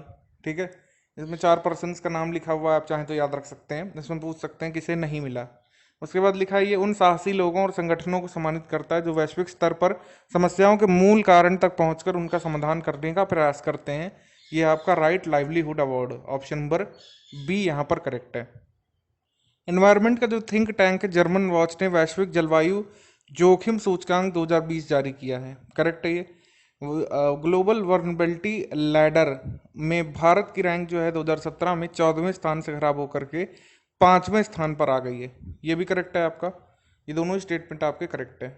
उसके बाद है कि गुजरात बर्ड वॉक महोत्सव आयोजित करने वाला पहला राज्य बना है, फर्स्ट स्टेट, ये रॉन्ग है। बर्ड वॉक आयोजित किया है तेलंगाना ने, तो ये गलत हो गया। लॉन्ग बिल्ड यानी लंबे चोंच वाले गिद्ध जो हैं भारतीय गिद्धों की प्रजाति जो है 2-3 उनमें से एक है, जिसे IUCN लिस्ट में घोर संकटग्रस्त यानी क्रिटिकली इंडेंजर्ड की कैटेगरी में शेड्यूल किया है। तो करेक्ट है ये 1, 2, 4 यहाँ पर करेक्ट है। थर्ड स्टेटमेंट रॉन्ग है कि बर्ड वॉक हुआ है गुजरात में, नहीं, ये हुआ है तेलंगाना में। क्वेश्चन नंबर 53 है, निम्नलिखित में से कौन से विदेशी मुद्रा भंडार के कंपोनेंट हो सकते हैं? तो विदेशी मुद्रा परिसंपत्तियां भी हो सकती हैं, विशेष आरेखण अधिकार यानी कि स्पेशल ड्राइंग राइट्स, आहरण अधिकार होना चाहिए यहाँ पर, और गोल्ड होना चाहिए यानी कि यहाँ पर स्वर्ण, फिर आपका रिजर्व ट्रांस पोजीशन ये भी आता है। मेनली आपको 3 पता होंगे, 4th नहीं पता होगा। रिजर्व ट्रांस पोजीशन ये भी आता है विदेशी मुद्रा भंडार में। आंसर हो जाएगा हमारा D, all of the above correct. हाल ही में भारत के राष्ट्रपति ने पाइका विद्रोह के 200 वर्ष को मनाने के लिए एक स्मारक की आधारशिला रखी। इस संबंध में बताइए कि कौन सा कथन सही है? ये स्वतंत्रता का पहला युद्ध भी कहा जा सकता है पाइका विद्रोह, क्योंकि 1857 की सिपाही म्यूटनी से काफ़ी पहले हुआ था। 1817 में हुआ तो वैसे वेल्लोर में भी था, लेकिन इसी को ज़्यादा प्रोमिनेंटली माना जाता है। वेल्लोर में काफ़ी पहले हो गया था, 1806 या 1802 में, आप मुझे रिमाइंड करा दीजिए। तो ये करेक्ट मान लेंगे हम लोग। अगला है पाइका मैसूर के पारंपरिक नागरिक योद्धा हुआ करते थे, सिविलियन योद्धा ओडिशा के थे, मैसूर के नहीं थे। हमारा आंसर करेक्ट हो जाएगा यहाँ पर A, first only correct. Question number 55 है, भारत वर्चुअल शव परीक्षण यानी कि वर्चुअल ऑटोप्सीज करने वाला दक्षिण और दक्षिण पूर्व एशिया का पहला देश बन चुका है। ये बहुत इंपॉर्टेंट बात है, याद रखिएगा, ये सब आ सकता है आपके साइंस टेक्नोलॉजी करंट अफेयर का पार्ट है ये। बिल्कुल इतनी न्यूज़ तो पता होनी चाहिए कि साउथ एशिया और साउथ ईस्ट एशिया का पहला कंट्री बना है भारत वर्चुअल ऑटोप्सीज परफॉर्म करने वाला। एक वर्चुअल ऑटोप्सी में क्या होता है, डॉक्टर मृत्यु के कारण के बारे में पहुंचने तक उसको वर्चुअली ऑब्जर्व करता है, ना उसमें हाथ लगाने की जरूरत होती है शव को, ना उसको छूने की। ठीक है, ये भी करेक्ट है। उसके बाद है संथाली भाषा मुख्य रूप से असम, बिहार, झारखंड, मिजोरम, ओडिशा, त्रिपुरा और पश्चिम बंगाल में बोली जाती है। ये भी करेक्ट है। उसके बाद है कि संथाली भारतीय संविधान की 8वीं अनुसूची में शामिल एक रीजनल लैंग्वेज है। ये भी करेक्ट है, आंसर हो जाएगा डी। सारे स्टेटमेंट करेक्ट है। यूनाइटेड नेशंस का एचडीआई इंडेक्स हर साल आ जाता है दिसंबर मंथ में, जनवरी में। ये विश्व बैंक द्वारा जारी किया जाता है। ये गलत है, इसको यूएनडीपी जारी करता है। इसका शीर्षक है beyond income, beyond averages, beyond today, inequalities in human development in the 21st century. ये इसकी थीम थी इस बार की, करेक्ट है। उसके बाद है कि एचआईवी स्वास्थ्य को जन्म के समय, सॉरी एचडीआई स्वास्थ्य को जन्म के समय जीवन प्रत्याशा से मापता है, करेक्ट है। लाइफ एक्सपेक्टेंसी एट बर्थ ये कंसीडर की जाती है। उसके बाद है कि भारत को 2019 में 189 में 131वें स्थान पर रखा गया। एक्चुअली भारत को मिला है 129वां स्थान, तो ये भी इनकरेक्ट हो गया। 2 और 3 यहाँ पर करेक्ट है। और पहले स्थान पर कौन है, नॉर्वे है, तो इसमें हमारा आंसर हो जाएगा बी, 2 और 3 ओनली करेक्ट। लैंगिक असमानता सूचकांक से संबंध में निम्नलिखित में से कौन सा कथन सही है। इसे वर्ष 2010 में संयुक्त राष्ट्र विकास कार्यक्रम यूएनडीपी द्वारा मानव विकास रिपोर्ट में पेश किया गया था। ये हमारा हो जाएगा करेक्ट। इसमें जो है अवसर लागत को मापने के लिए 3 डायमेंशंस को कंसीडर करते हैं, प्रजनन, स्वास्थ्य, सशक्तिकरण, श्रम बाजार में भागीदारी। ये भी करेक्ट है। उसके बाद है कि लिंग असमानता सूचकांक में भारत की रैंक 162 देशों में 122वें स्थान पर है लेटेस्ट में, करेक्ट है। ये हमारा आंसर हो जाएगा D, all of the above. POCSO अधिनियम में जो संशोधन हुआ है उसके बारे में कौन सा कथन सही है। बच्चों को यौन उत्पीड़न, यौन शोषण, अश्लील साहित्य यानी कि पोर्नोग्राफी के अपराधों से बचाने के लिए पॉक्सो अधिनियम लागू किया गया है, जो 2012 में आया था, उसको अमेंड किया गया है। ठीक है, करेक्ट है ये आंसर हमारा। उसके बाद लिखा है कि नए संशोधन के अनुसार 16 वर्ष से कम उम्र की लड़के और लड़को, मतलब लड़की और लड़का, अगर दोनों के साथ छेदक उत्तेजित यौन उत्पीड़न होता है, यानी कि आपका एग्रेवेटेड पेनिट्रेटिव सेक्सुअल इंटरकोर्स उसके साथ होता है, तो ऐसा करने वाले अपराधी को मौत की सजा का प्रावधान है, करेक्ट है। ठीक है, तो आंसर हो जाएगा हमारा सी, 1 और 2 बोथ करेक्ट। और अगर कोई जो है गैर छेदक उत्तेजित यौन उत्पीड़न करता है तो उसको 20 साल तक की सजा का प्रावधान है, 15 से 20 साल। ब्रह्मोस मिसाइल के बारे में निम्नलिखित में से कौन सा कथन सही है। फिलीपींस भारत और रूस के द्वारा संयुक्त रूप से विकसित ब्रह्मोस क्रूज मिसाइल को खरीदने वाला पहला देश बन गया है। तो किसने किसने डेवलप किया, इसने भारत और रशिया ने, और खरीदने वाला पहला देश कौन, फिलीपींस। ये क्लियर, ये आंसर सही है। उसके बाद है कि इसे पनडुब्बी, जहाज, विमान या भूमि से दागा जा सकता है, बिल्कुल सही है ये। उसके बाद दुनिया की सबसे तेज सुपरसोनिक क्रूज मिसाइल है और ऑपरेशन में दुनिया की सबसे तेज एंटी शिप क्रूज मिसाइल है। ये बहुत इंपॉर्टेंट है, इसके बारे में तीनों ही स्टेटमेंट सही है। हमारा आंसर सही हो जाएगा यहाँ पर D, all of the above सही है ब्रह्मोस के बारे में। निम्नलिखित में से कौन सा कथन सही है। क्वेश्चन नंबर 60, स्टेटमेंट नंबर 1 है हरित नोबेल पुरस्कार एक वार्षिक पुरस्कार है जिसे गोल्डमैन पर्यावरणीय पुरस्कार के रूप में जाना जाता है, करेक्ट है ये। उसके बाद है कि यूएसएमसीए एक व्यापारिक समझौता है जो 25 वर्ष पुराने उत्तर अमेरिकी मुक्त व्यापार समझौते नाफ्टा को रिप्लेस करेगा। ये भी ध्यान रखिएगा, नाफ्टा को कौन रिप्लेस करेगा, यूएसएमसीए। कौन सा कथन सही है, सी, बहुत करेक्ट है यहाँ पर। ये ग्रीन नोबेल पुरस्कार जो है ये गोल्डमैन एनवायरमेंटल फाउंडेशन है जिसका हेडक्वार्टर आपका सैन फ्रांसिस्को में है, वो ये अवार्ड कन्फर करती है। Question number 61, statement number 1, NASA ने 2025 तक पृथ्वी की कक्षा से अंतरिक्ष मलबे को हटाने के लिए 4 आर्म्ड रोबोटिक चेजर प्रक्षेपित करने की योजना बनाई है। योजना बनी है रोबोटिक चेजर प्रक्षेपित करने की, लेकिन नासा के द्वारा नहीं, ये बनी है यूरोपियन स्पेस एजेंसी जो है उसके द्वारा। यूरोपियन अंतरिक्ष एजेंसी भेजेगी ये आपका आर्म्ड रोबोटिक चेजर, और मलबे को हटाना इसका लक्ष्य है। तो पहला रॉन्ग हो गया नासा लिखे जाने की वजह से। इस मिशन का लक्ष्य है वेस्पा नामक मलबे के एक ब्लॉक को हटाना है जो पृथ्वी से करीब 800 किलोमीटर ऊपर जमा है, ये करेक्ट है। उसके बाद है रिमूव डेब्रिस मिशन, यानी मलबा हटाओ अभियान जो है एक क्रय आधारित अनुसंधान परियोजना है जिसका प्रयोजन विविध अंतरिक्ष मलबे को हटाने वाली प्रौद्योगिकियों का प्रदर्शन करना है। तो ये स्टेटमेंट भी हमारा सही है। तो 2 और 3 हमारे सही हो गए, पहला रॉन्ग है। आंसर हो जाएगा बी, 2 और 3। निम्नलिखित में से कौन सा कथन सही है? वो वाईफाई एक वाईफाई आधारित वॉइस ओवर इंटरनेट प्रोटोकॉल सेवा है।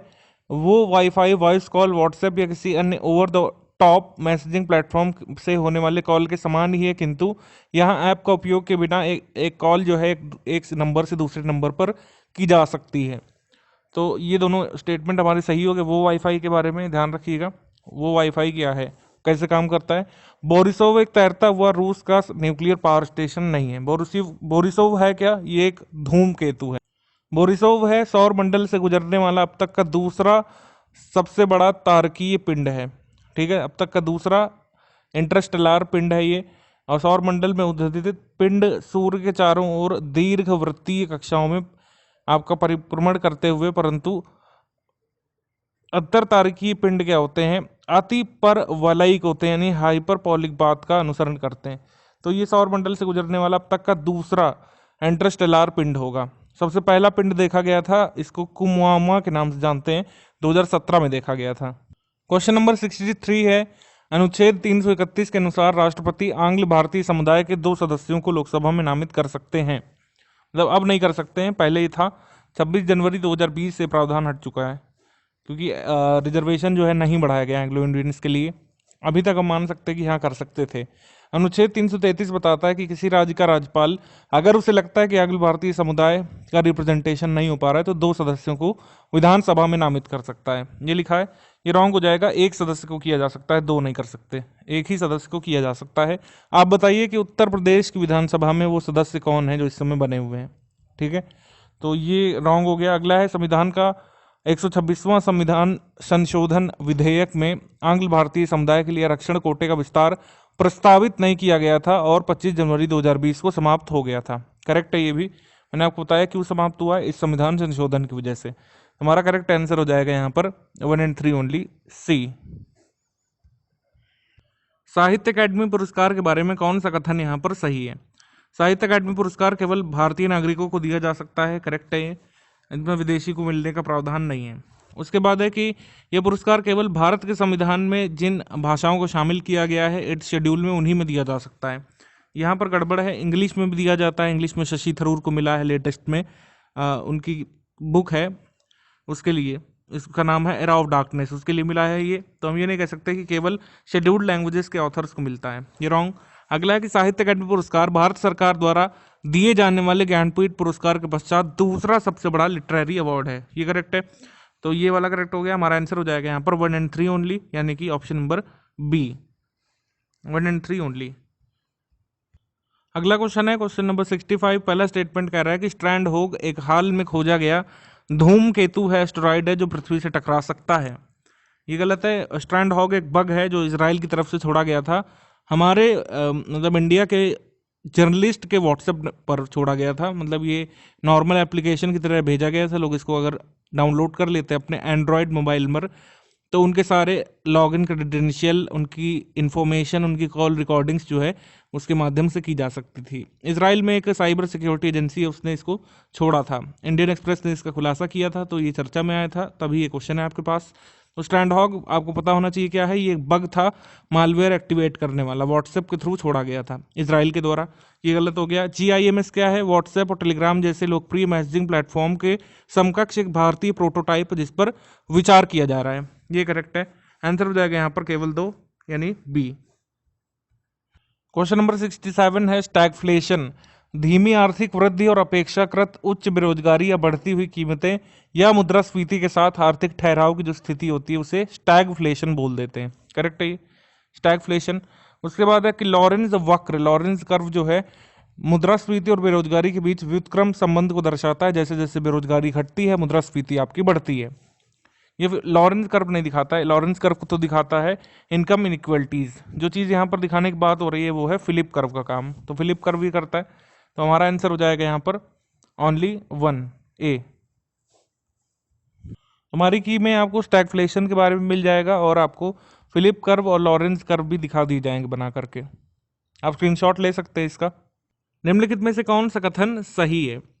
पहला है, अमिताभ बागची ने अपने उपन्यास half the night is gone के लिए दक्षिण एशियाई साहित्य हेतु डीएससी पुरस्कार जीता है। ये करेक्ट है। डीएससी पुरस्कार जो है इसको साउथ एशिया का लिटरेरी नोबल भी कहा जाता है। अब जब कभी इंडियन ऑथर को मिलता है साउथ एशिया की तरफ से तभी हम ध्यान रखते हैं। जैसे पिछली बार एक श्रीलंकाई ऑथर को मिला था तो हमारे एग्जाम में नहीं आया था। एनआरसी के विपरीत एनपीआर एक नागरिकता अभियान नहीं है, ठीक है, क्योंकि इसमें क्या होता है, एक विदेशी के स्थानीय क्षेत्र में 6 महीने से अधिक रहने तक निवास करने का रिकॉर्ड भी इसमें रखा जाता है। तो मतलब इसमें सिटीजन्स का ही नहीं, नॉन सिटीजन्स का भी लेखा जोखा रखा जाता है एनपीआर में। करेक्ट है ये। उसके बाद है, भारत के प्रत्येक सामान्य निवासी के लिए एनपीआर में पंजीकरण कराना अनिवार्य होता है। ये भी करेक्ट है हमारा। तो आंसर हो जाएगा यहाँ पर D, all of the above. निम्नलिखित में से कौन सा कथन सही है? इटली ने वार्षिक गांधी सिटीजनशिप एजुकेशन अवार्ड शुरू किए हैं, अगले वर्ष से दिए जाएंगे। ये शुरू किए हैं किसी देश ने, लेकिन वो इटली नहीं है, वो है आपका पोर्चुगल। पोर्चुगल ने शुरू किए हैं, तो ये हो गया wrong. Kaleshwaram lift irrigation project जो है ये कर्नाटक में बन रहा है, ये गलत है। कर्नाटक में नहीं बन रहा है, ये बन रहा है आपका तेलंगाना में, ठीक है। वर्तमान में दुनिया की सबसे बड़ी बहुचरणीय लिफ्ट सिंचाई परियोजना है कालेश्वरम लिफ्ट प्रोजेक्ट। करेक्ट है ये। तो हमारा आंसर हो जाएगा यहाँ पर ओनली 3। थर्ड स्टेटमेंट खाली करेक्ट है, बाकी दोनों इनकरेक्ट है। क्वेश्चन नंबर 69 का पहला स्टेटमेंट है कि हाल ही में रोहतांग दर्रे के नीचे की रणनीतिक सुरंग स्ट्रैटेजिक टनल जो कि हिमाचल प्रदेश को लद्दाख से जोड़ती है, इसका नाम बदल करके पूर्व प्रधानमंत्री अटल बिहारी वाजपेयी जी के नाम पर रख दिया गया था जनवरी 2020 में। ये 8.8 किलोमीटर लंबी सुरंग है जो 3000 मीटर एल्टीट्यूड पर दुनिया की सबसे लंबी सुरंग है। माइक्रोडॉट्स जो है ये छोटे आकार के लगभग 1 मिलीमीटर डायमीटर के टेक्स्ट इमेजेस हो सकते हैं जो अनअभिप्रेत प्राप्तकर्ताओं द्वारा जानकारी का पता लगाने से रोकने के लिए होते हैं, ठीक है, कि अनइंटेंड रेसिपिएंट्स कोई जानकारी ना पता लगा सकें किसी वाहन के बारे में, उसके लिए ये प्रयोग किया जाता है। छोटे आकार के होने के कारण माइक्रोडॉट्स को निकाल नहीं सकते हो आप जब तक आप पूरे व्हीकल को बर्न न कर दो। तो यहाँ पर हमारा आंसर सही हो जाएगा डी। डी यहाँ पर सही है, all of the above correct. इसमें एक फैक्ट ध्यान रखिएगा कि यहाँ पर जो सुरंग की लंबाई के बारे में बात की जा रही है, दुनिया की सबसे लंबी सुरंग 3000 मीटर के एल्टीट्यूड पर है। एक्चुअली में ये दुनिया की सबसे लंबी सुरंग नहीं है, ठीक है, सबसे लंबी सुरंग चाइना के पास है। क्वेश्चन नंबर 70 स्टेटमेंट नंबर 1 कह रहा है कि भारतीय अंतरिक्ष अनुसंधान संगठन इसरो 2020 में सूर्य का अध्ययन करने वाले अपने पहले मिशन आदित्य L1 को लॉन्च करेगा। आदित्य L1 का काम सूर्य के कोर यानी आंतरिक परत का निरीक्षण करना है। आदित्य L1 मिशन के लैग्रेंजियन पॉइंट के चारों ओर एक खोखली कक्षा में प्रवेश करने की उम्मीद है। यहाँ पर लिखा हुआ है कि इसका काम जो है कोर का परीक्षण करना है, जबकि कोर तक तो कोई जा ही नहीं सकता है, कोरोना का परीक्षण यहाँ पर हो सकेगा, ठीक है, कोर नहीं कोरोना का परीक्षण करना है सूर्य के कोरोना रीजन का। तो पहला करेक्ट हो गया, सेकंड इनकरेक्ट हो गया, थर्ड करेक्ट हो गया। लैग्रेंज पॉइंट अब बताया जा रहा है फोर्थ डेफिनेशन में, ये भी करेक्ट है। लैग्रेंज पॉइंट या लैग्रेंज पॉइंट एक अंतरिक्ष पर स्थान है जहां पर दो बड़े पिंड जैसे कि पृथ्वी और सूर्य या पृथ्वी और चंद्रमा का संयुक्त गुरुत्वाकर्षण बल छोटे तीसरे पिंड द्वारा महसूस किए जाने वाले अपकेंद्रीय यानी कि सेंट्रीफ्यूगल फोर्स के बराबर हो जाता है। ये करेक्ट है, हमारा आंसर करेक्ट हो जाएगा यहाँ पर 134। सेकंड इनकरेक्ट है, बाकी सही है। निम्नलिखित में से कौन सा कथन सही है? मुंबई ने फिल्म श्रेणी में, फिल्म कैटेगरी में और हैदराबाद ने गैस्ट्रोनॉमी यानी पाक विज्ञान के अंतर्गत यूनेस्को के क्रिएटिव सिटीज़ की लिस्ट में उनके वैश्विक नेटवर्क में जगह बना ली है। ये करेक्ट है, Mumbai creative cities of films है, हैदराबाद अब से क्रिएटिव सिटी ऑफ गैस्ट्रोनॉमी है। अब यहाँ पर बैक जाते हुए क्वेश्चन पूछा है, हलीम भौगोलिक संकेतक जीतने वाला पहला भारत का मांस आधारित उत्पाद था। करेक्ट है ये, हलीम जो है ये पहला मांस आधारित उत्पाद था जिसको जीआई टैग मिला था और ये काफ़ी फेमस है हैदराबाद का हलीम। यहाँ पर करेक्ट आंसर है सी, 1 और 2 बोथ करेक्ट। क्वेश्चन नंबर 72, निम्नलिखित में से कौन सा कथन सही है? पेगासस इजराइल द्वारा जारी किया गया क्रिप्टो करेंसी वॉलेट है। ये क्रिप्टो करेंसी वॉलेट नहीं है, ये एक जो है स्पाईवेयर जारी किया गया था व्हाट्सएप के द्वारा इन्फॉर्मेशन रिट्राइव करने के लिए जर्नलिस्ट के मोबाइल फ़ोन्स में उनके व्हाट्सएप पर मैसेज के फॉर्म में स्पाईवेयर छोड़ा गया था, तो चर्चा में आया था ये। अंतर्राष्ट्रीय सौर गठबंधन का मुख्यालय फ्रांस के पेरिस में है, जो कि गलत लिखा हुआ है, इसका मुख्यालय है भारत के गुरुग्राम में। अंतर्राष्ट्रीय सौर गठबंधन भारत द्वारा शुरू किए गए 121 देशों का गठबंधन है जिसमें अधिकांश सनशाइन कंट्रीज़ हैं जिन पर सूर्य की रोशनी जो है काफ़ी पड़ती है, या तो वो आंशिक रूप से कर्क रेखा या मकर रेखा के मध्य में स्थित हैं। ये करेक्ट है, थर्ड वाला। उसके बाद है, अच्छा ये हमको बताना है कि कौन कौन से कथन यहाँ पर सही हैं, तो यहाँ पर हो जाएगा ओनली 3, क्योंकि 1 2 रॉन्ग है। निम्नलिखित में से कौन सा कथन सही नहीं है, नॉट करेक्ट है, ये बताना है। पहला वाला करेक्ट है, महानाम का चक्रवात साइक्लोन आया था अरब सागर में, करेक्ट है। कोरियोलिस बल के कारण उत्तरी गोलार्ध में चक्रवाती हवा की चाल आपकी वामावर्ती होती है और दक्षिणी गोलार्ध में आपकी दक्षिणावर्ती होती है। यहाँ पर उल्टा लिखा हुआ है, रिवर्स कर दिया है, तो ये रॉन्ग हो जाएगा स्टेटमेंट। ऊर्ध्वाकार हवा की गति में होने वाले छोटे बदलाव उष्णकटिबंधीय चक्रवात के सृजन के लिए अनुकूल परिस्थिति मानी जाती है। यहाँ पर उल्टा लिखा हुआ है, यहाँ पर लिखा है बड़े बदलाव, जो कि इनकरेक्ट है। तो हमारा नॉट करेक्ट वाले कितने मिल गए आपको, 2, 2 एंड 3। हमारा आंसर हो जाएगा सी, 2 एंड 3 नॉट करेक्ट। निम्नलिखित में से कौन सा कथन सही है, पत्थलगड़ी आंदोलन महाराष्ट्र से संबंधित है। ये गलत है, पत्थलगड़ी जो है झारखंड से संबंधित है। पत्थलगड़ी आंदोलन, जिसका अर्थ होता है पत्थर पर गढ़ना, इसके अंतर्गत आदिवासियों के द्वारा अपने संवैधानिक यानी कि जो ट्राइबल उनका जो अपना सेल्फ प्रोक्लेम्ड कॉन्स्टिट्यूशन है और उनके जो उनके अनुसार अधिकार है, उनके बारे में जनजातीय लोगों को जागरूक करने हेतु बड़े शिलालेखों पर अपने गतिविधियों और कानूनों को लिखने की परंपरा को पत्थलगड़ी कहते हैं। तो ये हमारा आंसर हो जाएगा करेक्ट। यहाँ पर करेक्ट है सेकंड ओनली। पत्थलगड़ी आंदोलन जो है झारखंड का है, ध्यान रखिएगा।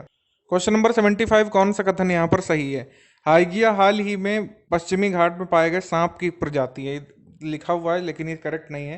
हाइगिया एक ड्वार्फ प्लैनेट खोजा गया है, और अगर हमारा जो ऑर्गेनाइजेशन है इंटरनेशनल एस्ट्रोनॉमिकल यूनियन ये अगर अप्रूव कर देता है तो ये हमारा छठा ड्वार्फ प्लैनेट बन सकता है। फिलहाल 5 है प्लूटो को मिला करके, ठीक है। प्लूटो को जो है प्लैनेट से हटा करके ड्वार्फ प्लैनेट कर दिया गया था 2006 से। तो हाइगिया हुआ एक ड्वार्फ प्लैनेट, ये सांप नहीं है।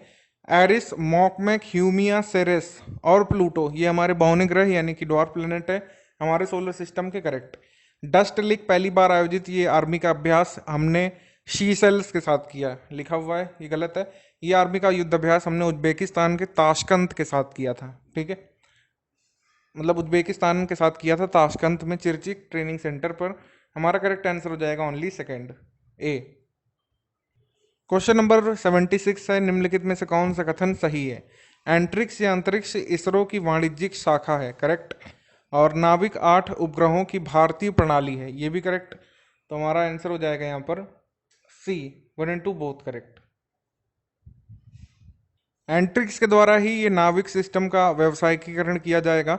नाविक 8 उपग्रहों की प्रणाली है जिसका उद्देश्य व्यापार और व्यक्तिगत उपयोगकर्ताओं यानी इंडिविजुअल्स यूजर्स को ये बताना है कि वे कहाँ पर हैं और उनके उत्पाद और सेवाएं कैसी चल रही हैं।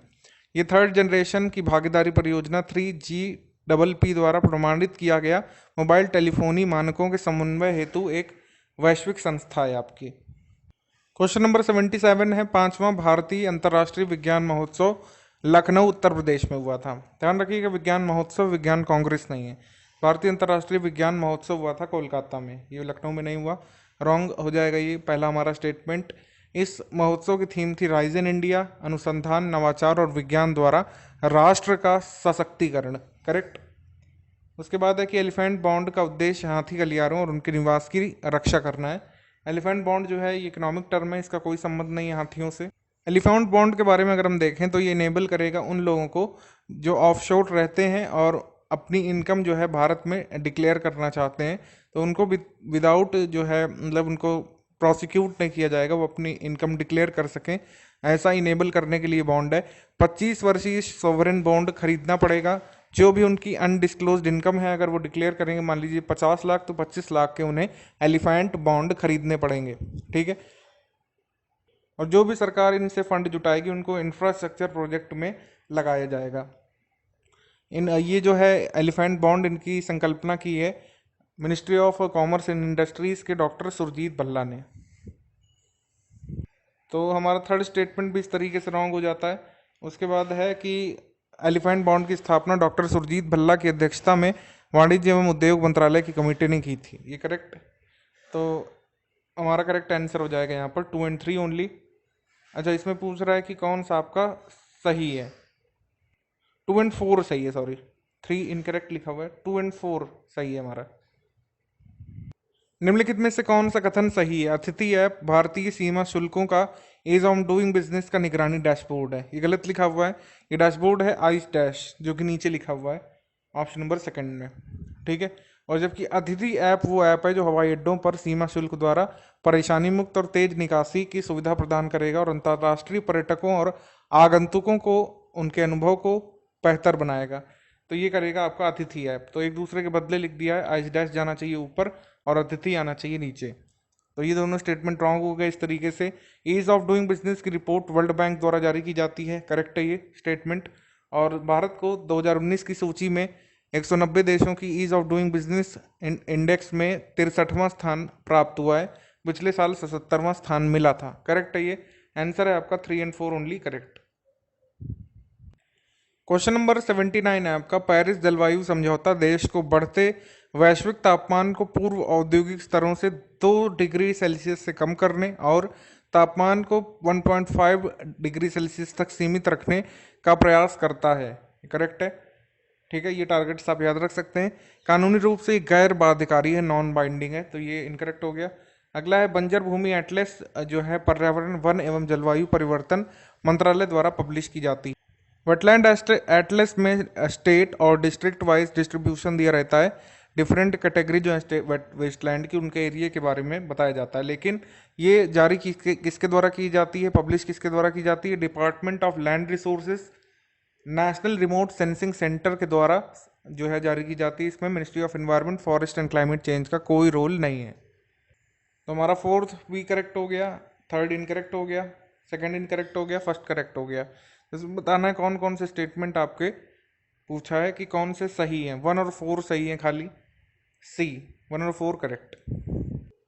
रेड एटलस मानचित्र का उद्देश्य बाढ़ शमन की तैयारियां, संचालन और प्रबंधन पहलू है, ये करेक्ट है हमारा, पहला करेक्ट है। दूसरा है तटीय बाढ़ चेतावनी प्रणाली ऐप सी फ्लोस चेन्नई, ये एक पूर्ण वेब जीआईएस आधारित निर्णय समर्थन प्रणाली है जिसका उपयोग बाढ़ से पहले शमन योजना संचालन और राहत कार्य जैसे दोनों पहलुओं के लिए वास्तविक समय में किया जा सकता है, ठीक है, ये भी करेक्ट है।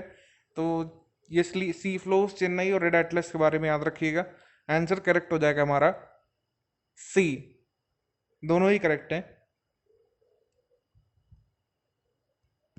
क्वेश्चन नंबर 81, राष्ट्रीय जलमार्ग यानी कि आपका नेशनल वाटरवे प्रयागराज हल्दिया का भारत का सबसे लंबा नेशनल वाटरवे है, नेशनल वाटरवे 1, करेक्ट है। 1988 में राष्ट्रीय जलमार्ग 2 के रूप में ब्रह्मपुत्र नदी पर सादिया धुबरी खंड असम राज्य में स्थित है, ये भी करेक्ट है। नेशनल वाटरवे के बारे में कैरेट 2019 ये बांग्लादेश और यूएस ने किया था चट्टोग्राम नाम की जगह पर, तो ये गलत हो गया।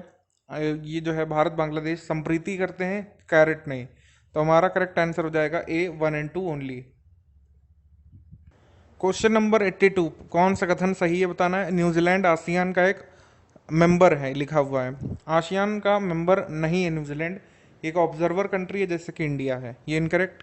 RCEP regional comprehensive economic partnership औपचारिक रूप से 2012 में कैम्बोडिया आसियान शिखर सम्मेलन में शुरू की गई थी, करेक्ट है, ठीक है। उसके बाद है कि भारत वायु गुणवत्ता इंटरैक्टिव या इंड एयर पर्यावरण इंजीनियरिंग अनुसंधान संस्थान नीरी, जो कि सीएसआईआर के अंतर्गत काम करता है, इसने डेवलप किया है, करेक्ट है ये। तो हमारा करेक्ट आंसर हो जाएगा ओवरऑल बी, 2 और 3 करेक्ट है।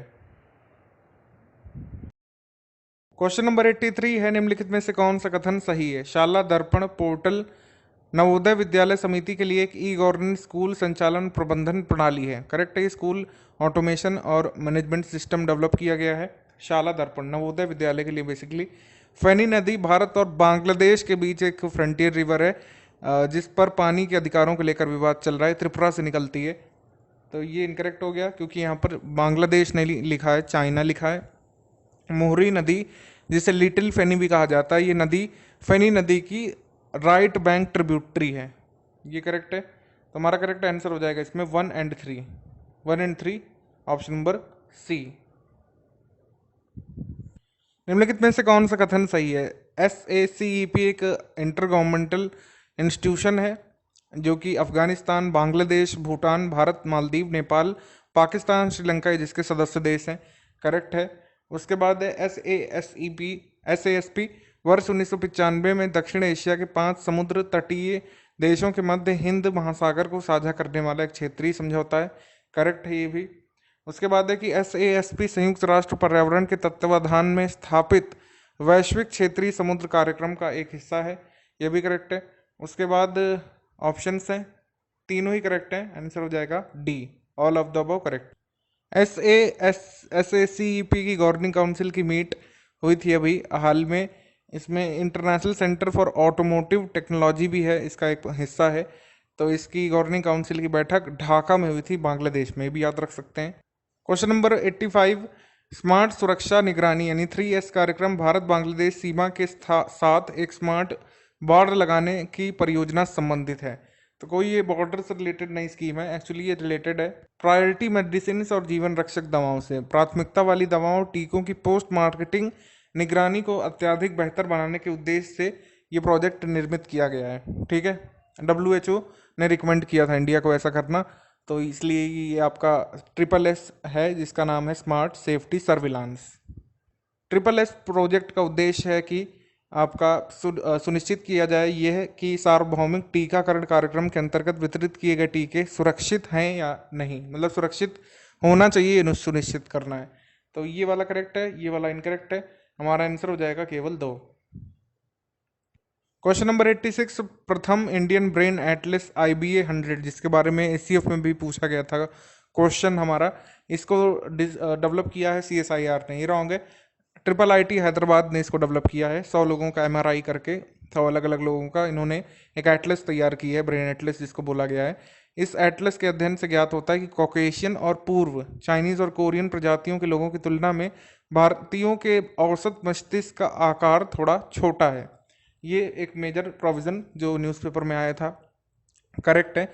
हाल ही में स्वास्थ्य एवं परिवार कल्याण मंत्रालय ने क्षय रोग को बेअसर करने के लिए सांस अभियान चलाया था। एक्चुअली ये TB नहीं, ट्यूबरकुलोसिस नहीं, निमोनिया के लिए चलाया गया था, तो ये रॉन्ग हो गया। हमारा करेक्ट आंसर हो जाएगा A, ओनली 2 करेक्ट। निम्नलिखित में से कौन सा कथन सही है? हाल ही में भारतीय इंटरनेट एवं मोबाइल संघ ने एक रिपोर्ट जारी की है जिसका शीर्षक है इंडिया इंटरनेट 2019। ये करेक्ट है आपका। इंडिया इंटरनेट 2019 के अनुसार दिल्ली NCR की इंटरनेट प्रवेश दर सबसे अधिक है, हाईएस्ट इंटरनेट पेनिट्रेशन रेट सबसे अधिक है। उसके बाद है कि freedom house of net report 2019 का शीर्षक है the crisis of social media. इसे एक अंतर्राष्ट्रीय संस्था द फ्रीडम हाउस द्वारा जारी किया गया है, ये भी करेक्ट है, थर्ड भी करेक्ट है।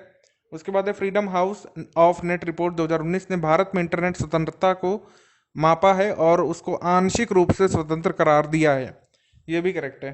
तो हमारा सब इंटरनेट के बारे में न्यूज़ हो गई, करेक्ट आंसर हो गया डी। कोई इसमें इनकरेक्ट नहीं किया गया है कि आपको ये ऐसे ही याद रह जाए।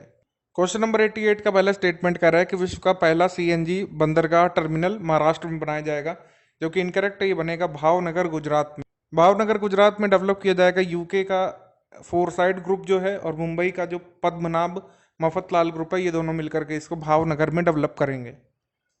सेकंड स्टेटमेंट कह रहा है कि CNG प्राकृतिक गैस को संपीड़ित करके बनाई जाती है, कंप्रेस करके, और मानक वायुमंडलीय दाब पर यह 1% से कम आयतन घेरती है, करेक्ट है ये।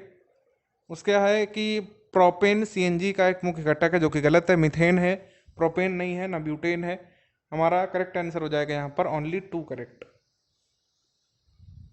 निम्नलिखित में से कौन सा कथन सही है? स्वच्छ निर्मल तट अभियान के अंतर्गत अभी 50 समुद्र तटों को पहचाना गया है, उसमें सबसे अधिक वेस्ट बंगाल से है लिखा हुआ है, जबकि आपको इसका उलट दिखा दें, सबसे ज़्यादा तट की बात छोड़ी, वेस्ट बंगाल के किसी भी तट को स्वच्छ निर्मल तट अभियान के तहत शामिल नहीं किया गया। ये सरप्राइजिंग है, लेकिन हाँ ऐसा ही है।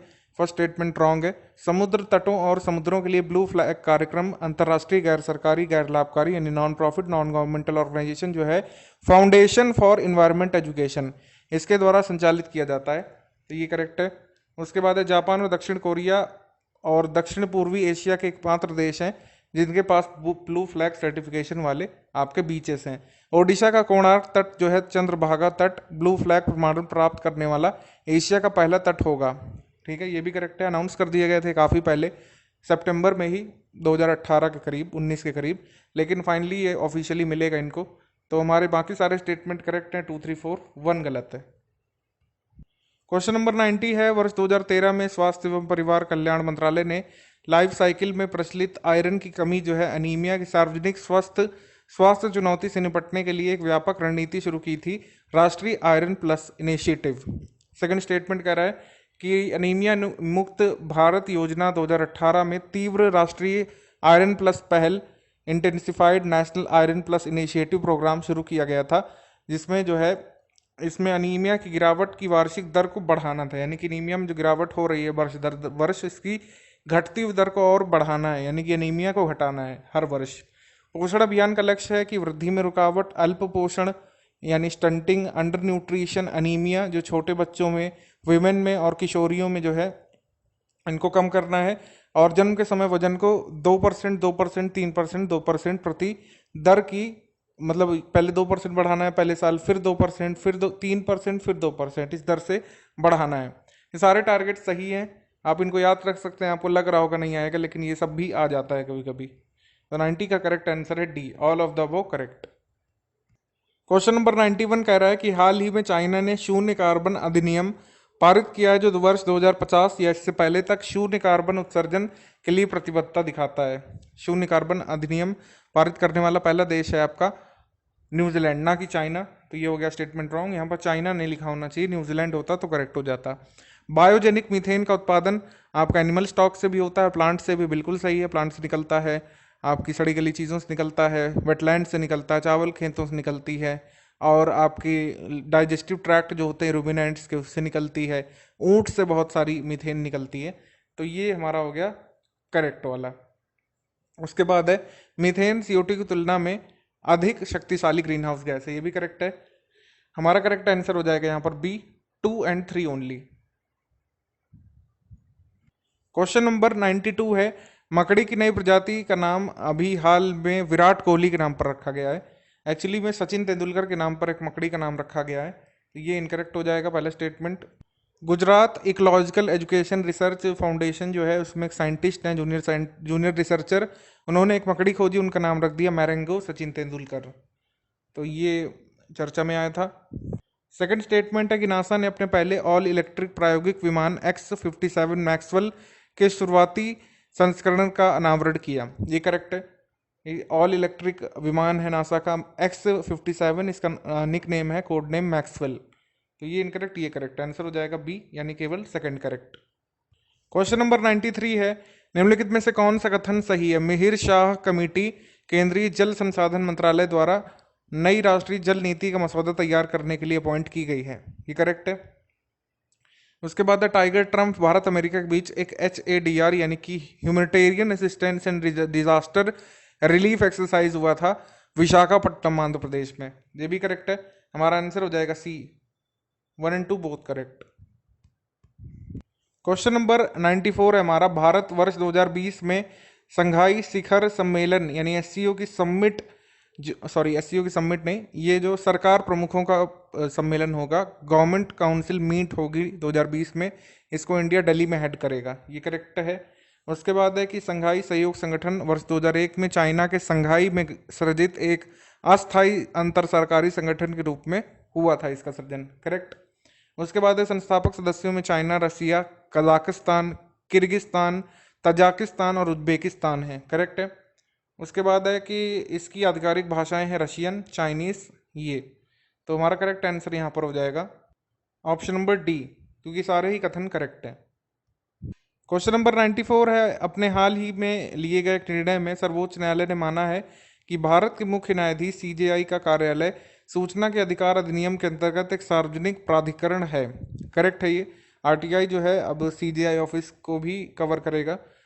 प्रसिद्ध अंतर्राष्ट्रीय लवी व्यापारिक मेला हिमाचल प्रदेश के गौरवशाली सामाजिक, सांस्कृतिक, आर्थिक इतिहास और विरासत के अद्वितीय उदाहरणों में से एक है। यहाँ पर गुजरात लिखा है तो इनकरेक्ट हो जाएगा, होना चाहिए यहाँ पर हिमाचल प्रदेश, तो ये इनकरेक्ट हो गया। हमारा करेक्ट आंसर है ऑप्शन नंबर ए, यानी ओनली 1।